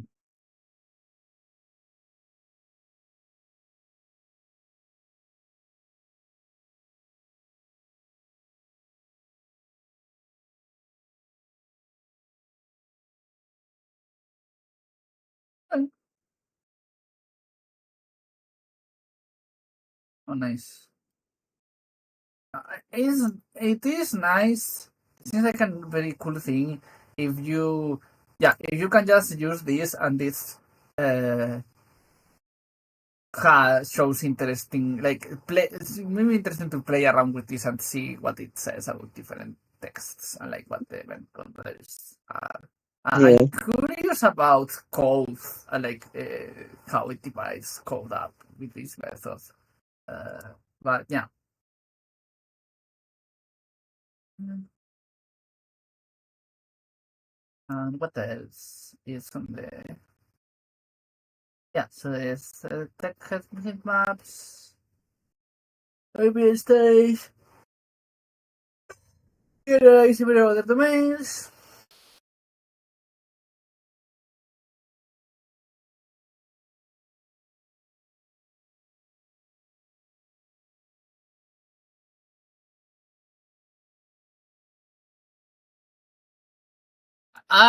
The garden paths are weird, but uh,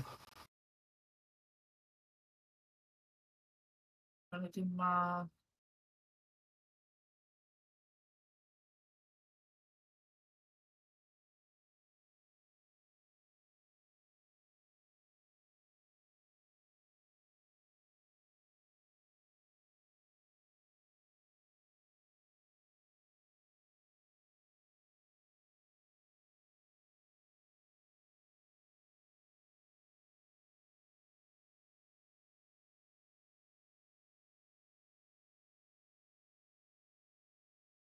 So yeah, they say that they do a chat thing and they find that there is some geometry where you separate the users and assistants here. yeah, Uh,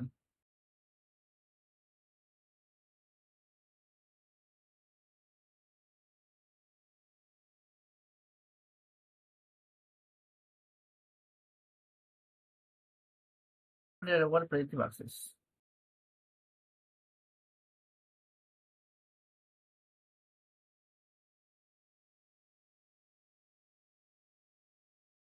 Okay, yeah, because the novelty codes thing is still like a sparse, is still a sparse encoder, so you can use the same stuff on it. It's just that it has an extra thing where they try to eliminate the predictable part from it.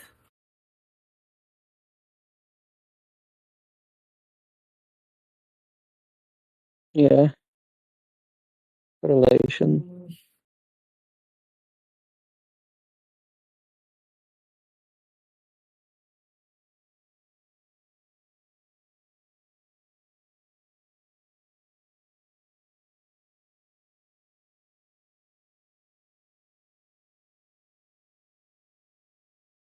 Okay.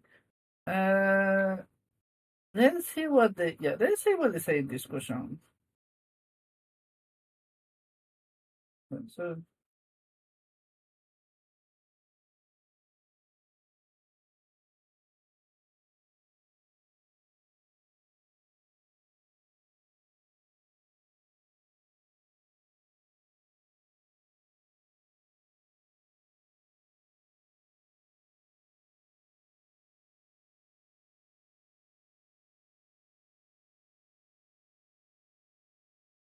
okay.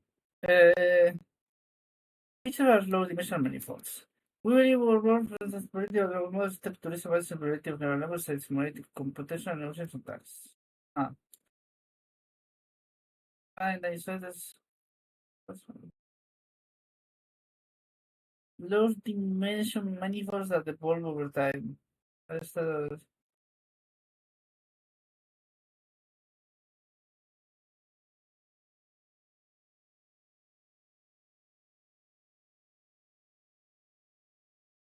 When was this?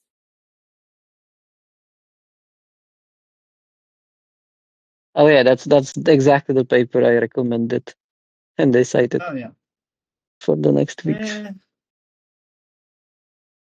This is good. oh yeah, I we went can read this one I for went next week. through I it don't think we and have it. yeah, I went through it but didn't understand everything, and yeah, in not as much detail as I would want to. Okay, yeah, we can Yeah. do it for next week unless I got a paper out or something. But yeah, we can do this one. It also doesn't seem that long, so hopefully we will be able to get Yeah. through all of it. And you have already read it, so But not in as much detail as I want, and not every single section. okay. Features have been low investment money for the over time. Also, we study in recent work. In particular, we see results predicting cost, trade, smooth, stable trajectories, whereas novel cost, control trends and excursions. Under this framing, higher constitution with Paul, the person showing standards, person coders.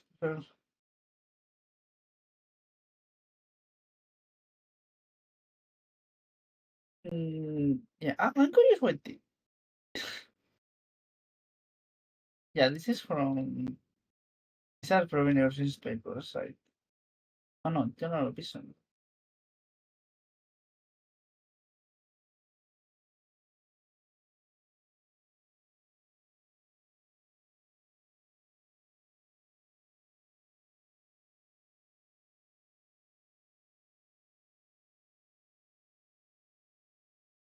I think this makes sense.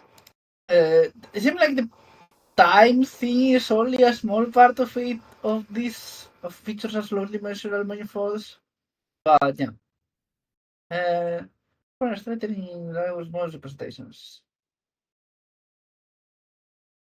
I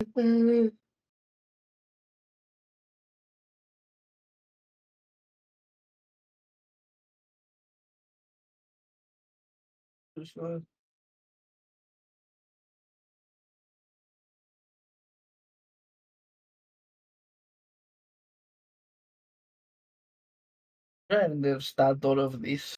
There's a lot of jargon, maybe not jargon, but yeah. We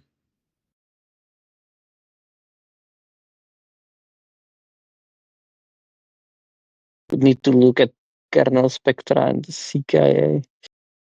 Yeah. No, yeah, no, so it's this part of the thing and the whole with the Fourier transform I'm not sure I understand, but okay. Using a temporal feature analysis, the encoding process in temporal feature analysis raises the predictable component.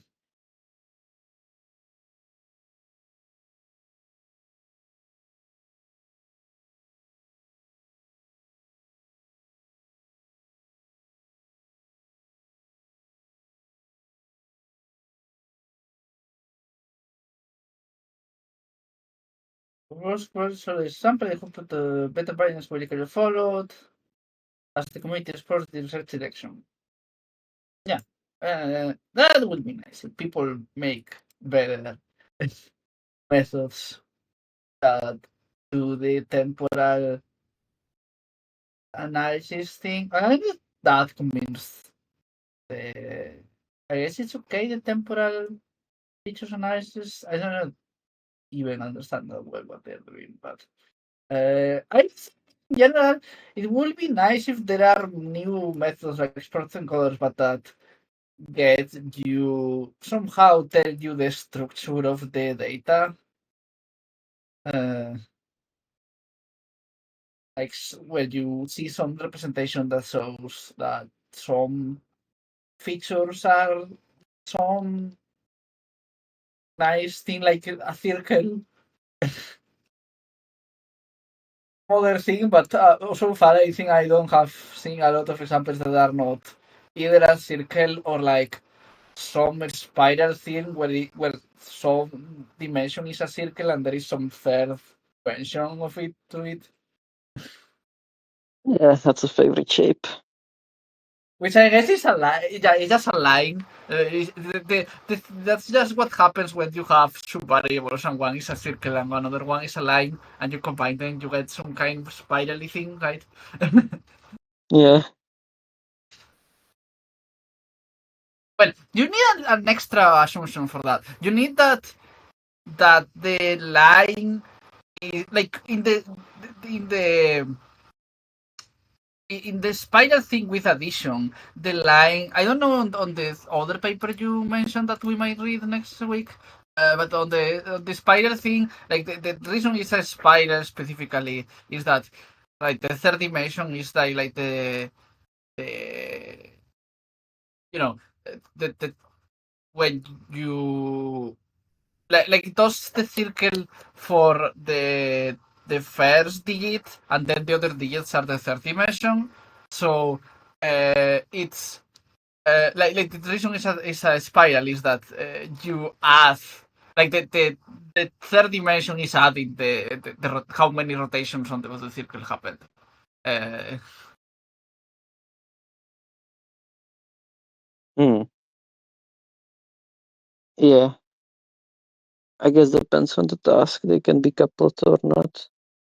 mm,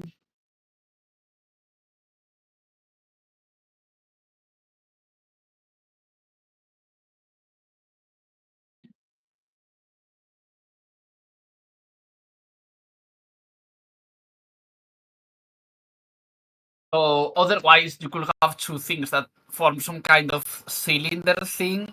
Well, all points on the cylinder can happen. Hmm.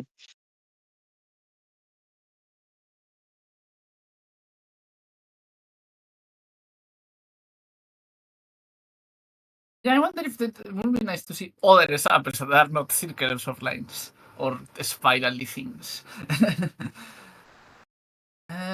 Anyway, where was I?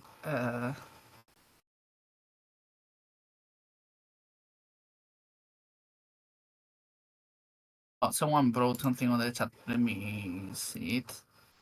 Yeah. It's me. Yeah. I Goodbye. have to. Yeah. Bye. I'm probably going to. It's kind. I mean, we have been going for like more than 1 hour, more than 2 hours now. So, makes sense. I guess we can. I don't know if you want to talk about something specific, but we can like temporarily. We can like look at the finish, looking at the future world thing and the yeah, and then leave it there unless you have something that you want to. I mean, we could also go back to try to understand how the method even works. Maybe look at the code, but otherwise, maybe that will take too much. Um,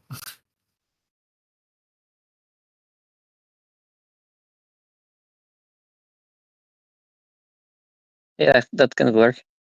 I want to be more engaging at the same time. I'm recovering from flu with headache, so it's harder for me now. yeah, I mean, I guess I also kind of tired right now, so maybe we can finish this and leave it for next week. Yeah, for next week we'll read the other paper and you can be more engaged in there because you have already read it. And maybe I'll try to read it before the reading group, but I don't promise anything. Yeah. I also don't promise very strong understanding. We'll see. Oh, hi. We are probably going to end it soon, so you're a bit late, but yeah.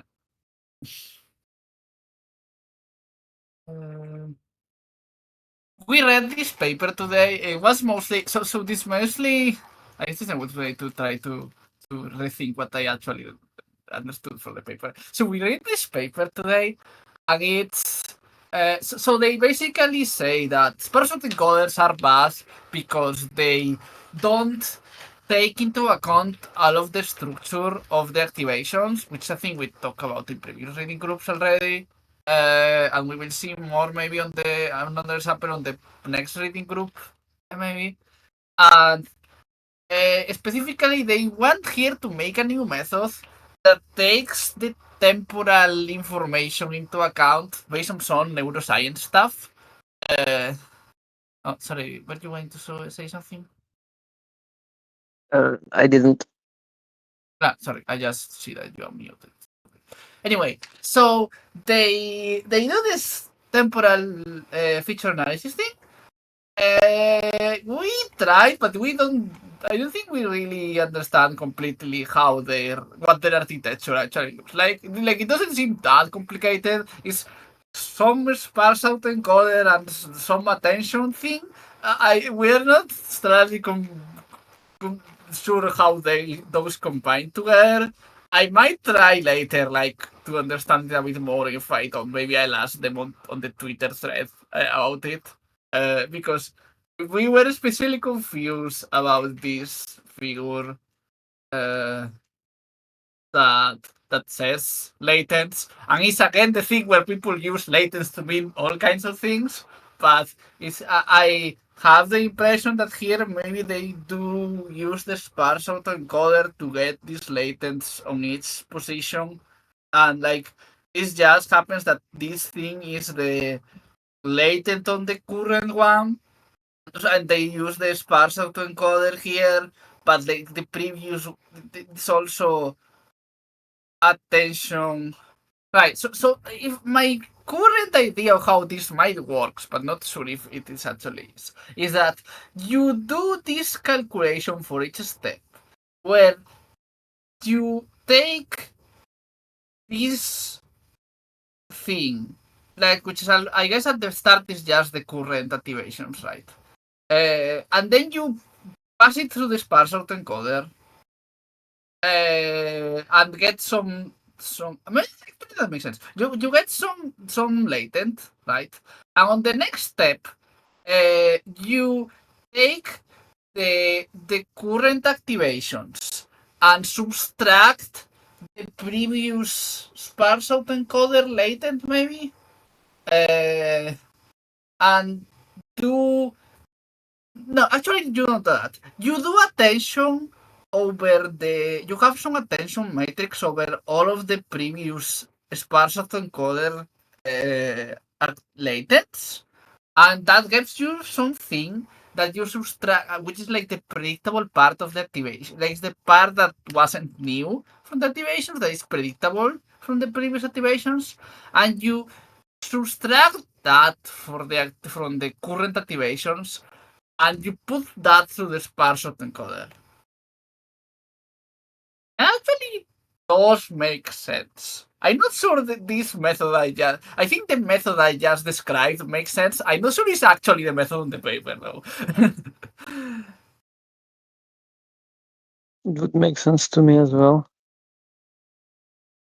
If it is that, it's badly explained. I mean, it is badly explained because I in general, I mean, it's something else.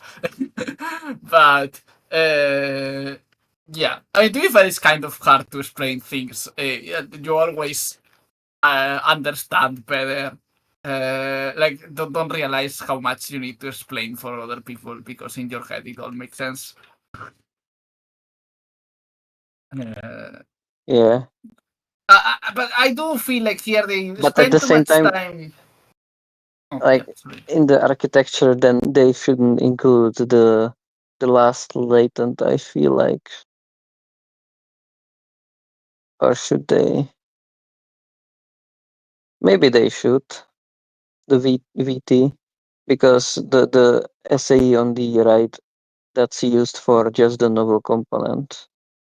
No, Yeah, but I think that I have the impression that maybe the like I that think it's maybe definitely SAE components, because you see latents on top. Like the symbol above it is like the encoder, and then you do the attention, and then you decode it back into representations yeah. and calculate from it the novel part, which then again you pass into the SAE Yeah, with but the I same just think symbol. that that this latent is the latent of the novel part. Like the predictable part is some attention thing over the novel parts of all of the previous tokens. Right. Do they like say VT or VI equals something anywhere in the paper? I don't know if they use B words. I don't know how to. Okay, so how do I write subscripts here in a way that corresponds with the? Okay, I guess I can just look for some subscript one here and copy paste it, and that should get me. Well, let's see if there is some B subscript B. No, but what happens if I? Okay, so if I copy paste this, what else happens? Okay, it's the XT, and yeah, that works. So BT should find maybe. Yeah, there is no. It They don't seems use BT anywhere. like from how they did it, it seems like they're taking the last token or that the specific tokens activations and then running this process on it, I guess, maybe. Or is Yeah, but so we understand that this is on the last token, right? But we are confused about how they get. So to do this part, like the XPT part, right? They do attention over the previous latents, but it says latents right here. So it is not the representations. With representation, I assume is the activation of the model. So the thing is, where do they get these latents? So my best guess is that these previous latents are the result of running this process on the previous X whatever, right? On the previous tokens. And like on the first one, they just don't have this component. They just have x1, right? So they do x1 and pass it through the sparse encoder. So on the first step is just a sparse encoder, but on the next steps, they are like removing the things that were already on the activations by trying to take some attention thing over the previous thing. And they probably have some this attention thing is probably trained with the laws. But Whatever. I'm not sure if okay. it's just the novel because you see that they show how they pass the x1 through the latents, and x1 is just the pure direction on the right in the image. Yeah, I When think you visualize the that makes vectors. sense. So I don't think it's the novel ones. I think it's just the x1 itself if passed maybe through it's the like encoder. I wonder what the scaling factor is in this case. Is it similar to patch scopes where you just like randomly arbitrarily find it, I guess? I think if so, they should probably put here some square like this one here. And yeah, and we're looking at this image, right? Could be that the image is unclear, but the explanation is not. But no, the explanation is even more unclear because they are doing the thing where you use a bunch of math to explain something that probably will be more clearly explained if you just use words.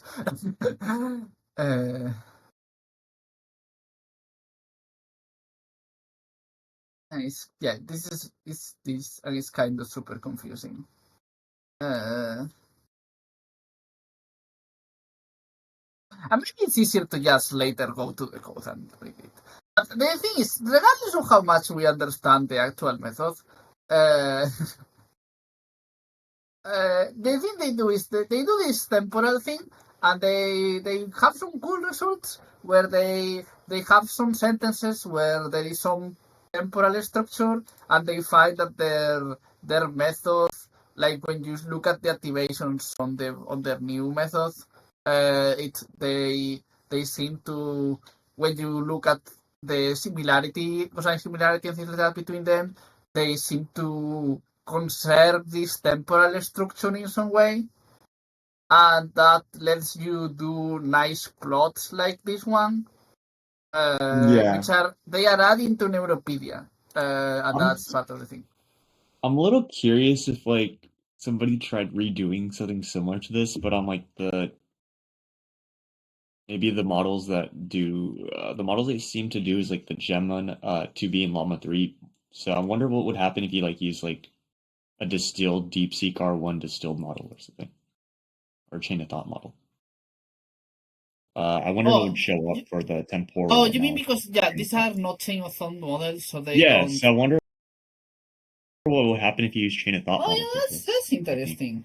I don't know if this temporal thing is for other models, but I mean they added it to. Yeah, I think it Seems should. like you I could. think I think it should work since like chain of thought is just longer autoregression in a way. Yeah.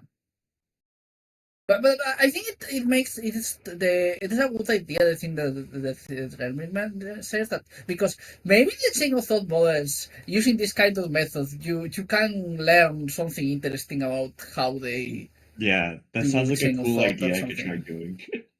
I guess that might explore that Neolapser again. I need to think of more things. Like you have the chain of thought model solving some problem, and you make a plot like this and see if there is some divisions, interesting divisions in Yeah, how I'm the chain also of thought works. yes. I want to also try combining this to try. I'm thinking. Oh yeah, yeah. I guess I might try this for my Neolab. Maybe I could look at the. Maybe this could be the reason why there's sentence categories in the model from thought anchors. Uh, yeah. I feel like I'm just applying to Neil constantly. I think it's third time now. So I guess it'll be like 5 or 6 times soon. This year. I mean, you get cool, things to show later as things that you did from Mech Interp, if you don't get in. And also, you get the skills doing it, so. Yeah. I just hope I'm not permanently in Neil tutorial help.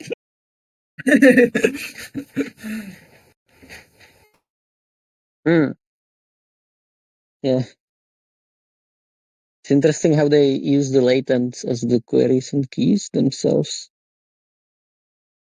If I get it correctly. Yeah. Oh, wait. VT is a query and Yeah, but that's V1 to the VT the is keys. new one. Yeah. I mean, isn't this just doing attention from the latest latent to the previous ones? Yeah, it seems like they used attention from the previous tokens activations to then make another like Yeah, contribution. but the thing we are confused because it's not the activation, right? Because it says latents, and here is set representations, and they explain that X1 is whatever is the activations of the model. So we are confused if this It is has to after be the doing as latents, person right? code. It has to be the latents from like the features from the model. The latents have to be the features from the model. SE, I mean. Yeah, they have to be from the CSA. The thing we were confused. Why do they not say they mention they use the sparse encoder here, but they don't mention using it here? Like it just says. Let me find it. Uh, analysis.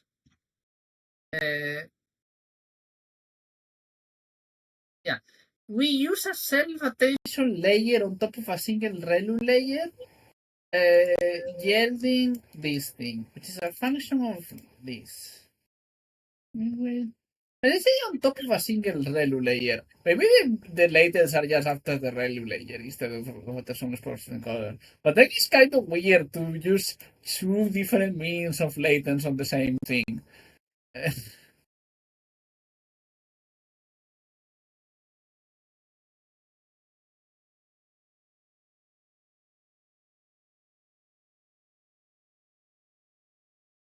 Oh, cool.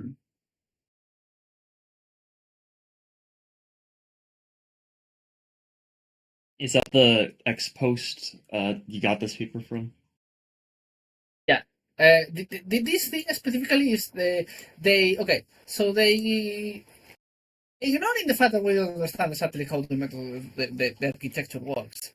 A cool thing they do is they later do Yeah, they do maps here. Oh, they did dimension They reduction, and then on yeah, and the they look at the latents on the, they do look at the latents on the different yeah. I tokens, know how to do and they find UMAP that for clustering, but what is the R values for clustering? not sure. I'm not sure about the details, but the basically the result they have is that with their new method, you, for example, find like the separate representations of the, like, the on the activations of the features of the temporal thing are different. They have some two clusters. One for the, in some conversation with some model with a user and chat with a user and AI. The user and the AI things are separate on the this graph and not with the other, with the sparse encoders.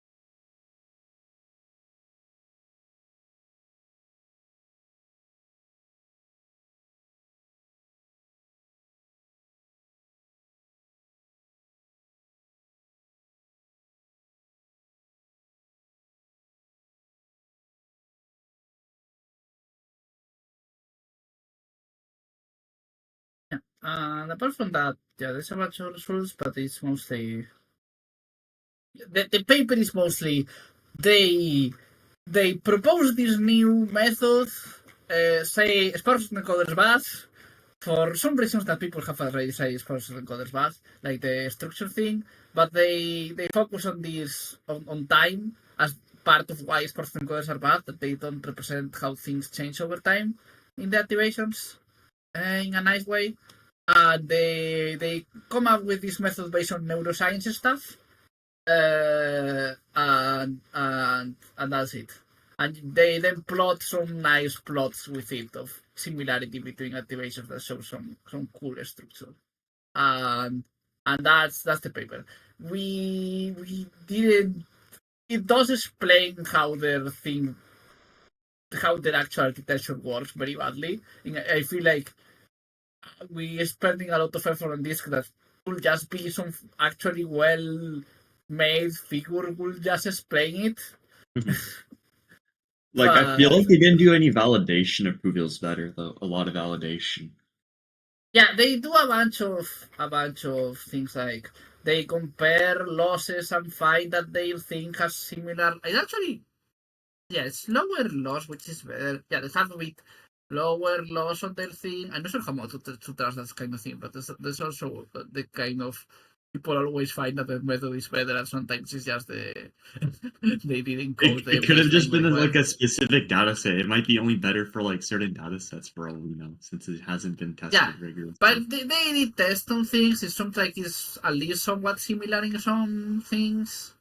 They have some interesting thing about their, because here they have the divided the part that predicts the previous stuff and the part that has the new information on the latest token, and they have some things about how one of those explains most of the error, but the novelty one explains more of the variance, and a bunch of theoretical reasons. They also, I think, part of why it's confusing is because they want to talk a lot in terms of this more mathy, like Bayesian map problem.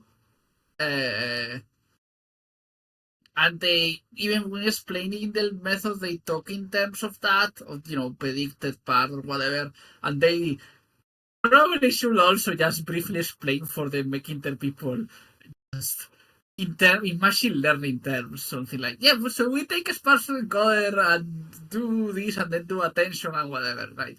Yeah. But what they actually do to explain it is they just do this formula where it's talking about how the activations are decomposing these two things. And the training is this thing. And yeah, I guess he says that, I guess it is maybe displaying here that it says the previous context is a function of a sparse encoder. But then I think I annoyed that if it's only explained on literally this formula, not anywhere else. Right? Because it seems here that that set PK is a function of sparse encoder of the previous context and the current one. But it's not saying anything about attention. I guess this is still. Yeah, no, I'm confused. And this is just the X, Y, the activations, and this their formula, their method. So it's just the.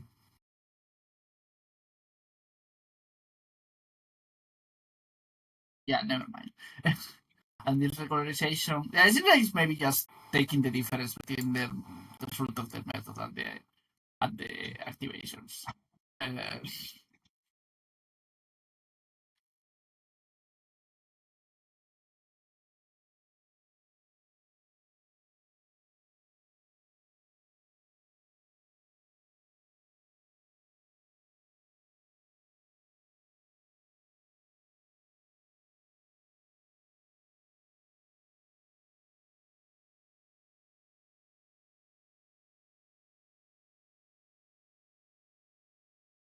I guess maybe the difference here is supposed to be the difference between Z and X, like because Z is an sparse encoder of X, so maybe Z is B actually.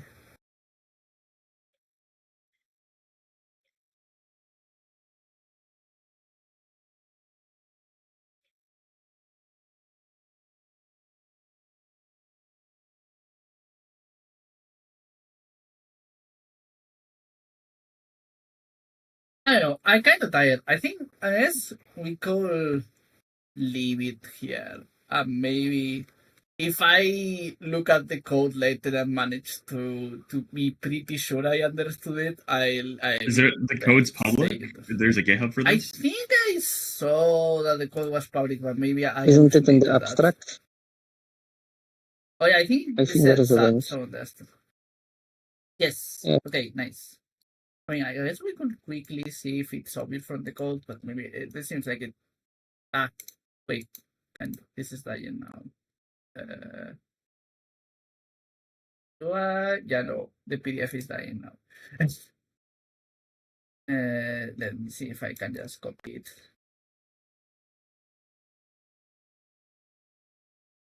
Oh, nice.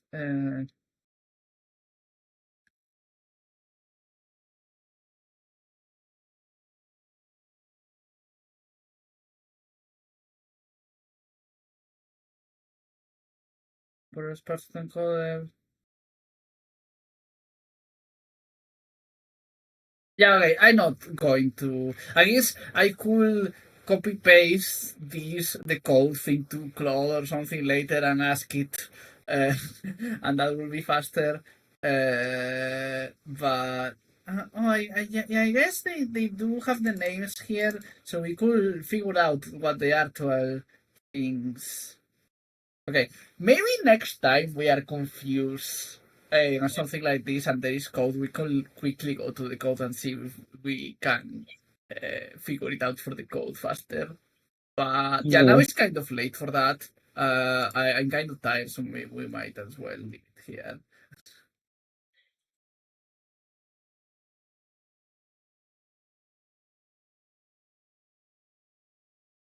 Yeah. Anyway, cool paper, I think. If badly explained sometimes. Yeah, I also think so. More structure, not just features themselves. Yeah, I do think I we need. like all those This is papers. not enough for that. Like, we need other methods that show, like, for example, do we have the structure on the addition thing, or maybe on the other anthropic paper that we might read next week? Yeah, there is This some more structure, structure here. this doesn't Yeah, show up on either the temporal thing or the source encoders. yeah.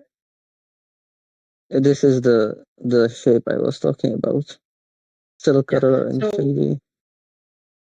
So I do think we maybe need some methods that show structure like this, like maybe some kind of visualization.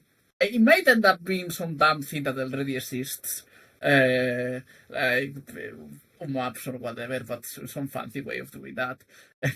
But They also use UMap here. yeah. I do wonder if the reason that people find circles is that, like, it's some 2D structure that you can find of some low-level representation, and we will need new methods to find more complicated structure that you can just see on a plot. So you're saying that like the circles are just a general thing that happens from dimension reduction? No, I'm saying that the circles are maybe like also it does seem to be a scene that some kind of features are represented in some circles, but I notice it that all of the examples I know about of features that have some structure are features that are in either some circle or some kind of a spiral thing like this one, and I wonder if that's just because that's the kind of thing that easier to see on a plot, or because people saw that on, like, I don't know, Neil's Grokking paper and everyone is looking for them, or what. But yeah, in general, it does. I do get the take that the problem that they mention here of a structure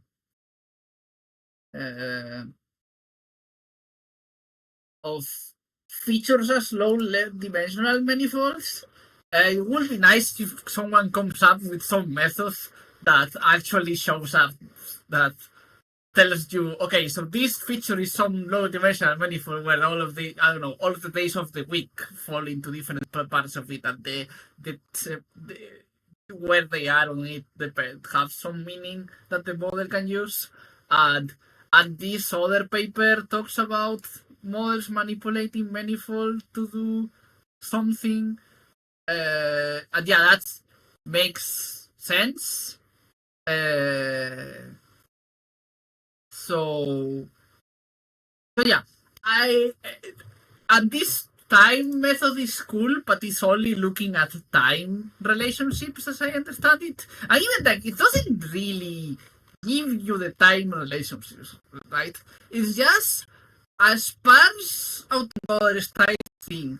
That the idea is that the features on it are going to still have the same time relationships, or like have like the time relationships more like highlighted or something like that, and then you're still doing UMAP and things like that to actually see the difference, right? When they said time, I was kind of disappointed when they just put in like the previous tokens. That just seems like Yeah, some sort of they just made attention for an SAE. That's basically what they. Yeah, it is the token dimension. Yeah, I do also feel like it's very confusing. Do you need attention I'm for the annoyed. SAE if you already have attention in the model before the activations? Like, it seems like it's like doing it twice. Yeah, no, but they want to do this thing where they separate out the parts that the model is getting from the previous tokens from the part that is the current token. So I don't know. Yeah, I don't know how to think about that either very much. I do want to say that I'm very annoyed that they use this example here as an example of the time thing, but it's just an example of it's just not an example of time in the token, token autoregressive sense. It's just some words that happen to be about time. And yeah, it does happen that they are on a circle, but this method doesn't help you with things being on a circle. Or like, maybe it does in this case where they happen to be on different, you are mentioning different days of the week on the same sentence, but it wasn't help you understand if you say to the model, on Monday I did this, and 2 days after that I did whatever. The model probably does some rotation thing to figure out what's 2 days after that, and that seems like a completely different kind of thing that the time that you're talking about, that is like the tokens, right? And now,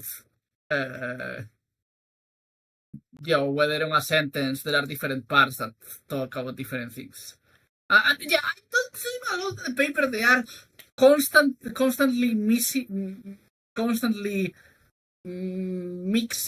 time in the sense of you have more context and time of the sense of actual time. I mean, for the model, time is the context autoregressive thing, right? But I guess maybe this is because they are also coming from neuroscience, where the brain is just continuously running and not on text. You get some inputs, so the time dimension there is just the real time. But yeah.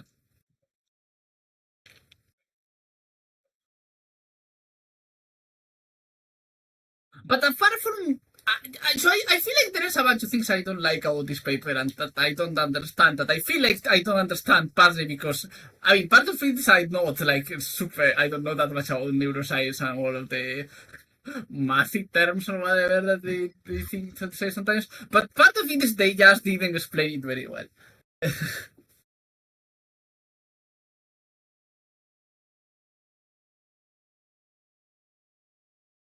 And it does noticeably like when they don't explain it on the there are things that they're not explaining at all on the Twitter thread that we are confusing about. Here they on the Twitter thread they just show I think the figure with the where was it? Yeah, here they use the sample, which is annoying to me because I don't think it means what they think it's about time the way they think about it. And I'm very I know that the explanation of the body is actually this figure that we are very confused about, and it doesn't really explain it. Like, it kind of explains it, but it doesn't fully explain it in what this latent thing is, right?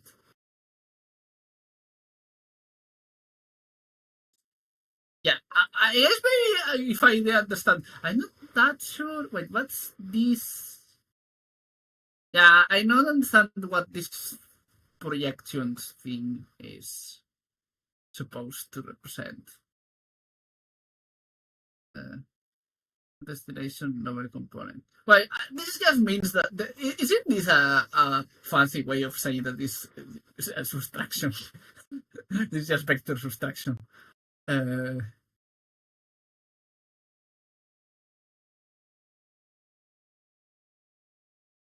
Okay, I feel like Where maybe I exactly? look at the code.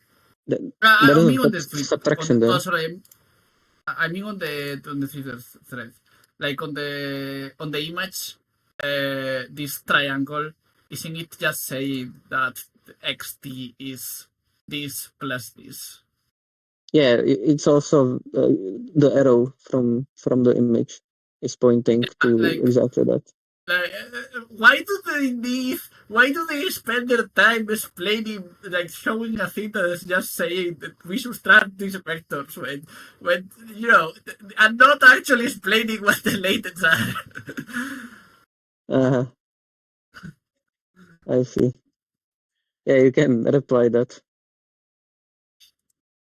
I might ask later on Twitter, but first I'll probably maybe tomorrow or something. Now I'm kind of tired.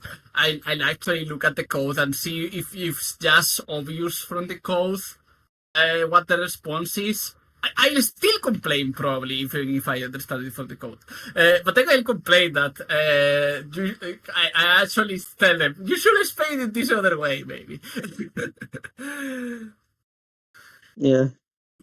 Otherwise, I just ask what the latents are supposed to be.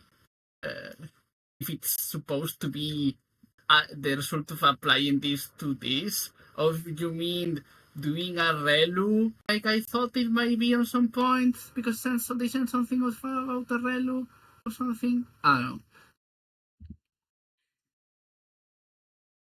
This Twitter thread doesn't have that many likes. We probably are only on the few people to actually read this paper, so. Yeah. Anyway, I guess. Do you want to talk about something else, or do we just end this here? Also, I noticed that at some point the recording thing crashed, and I should. It's still recording. So the new time but... is the new time like less popular because I remember it was like around lunch. What happened? Like now it's like early in the morning, or maybe it was just my I misremembered. Okay, so no. We just have been here since for a few hours already.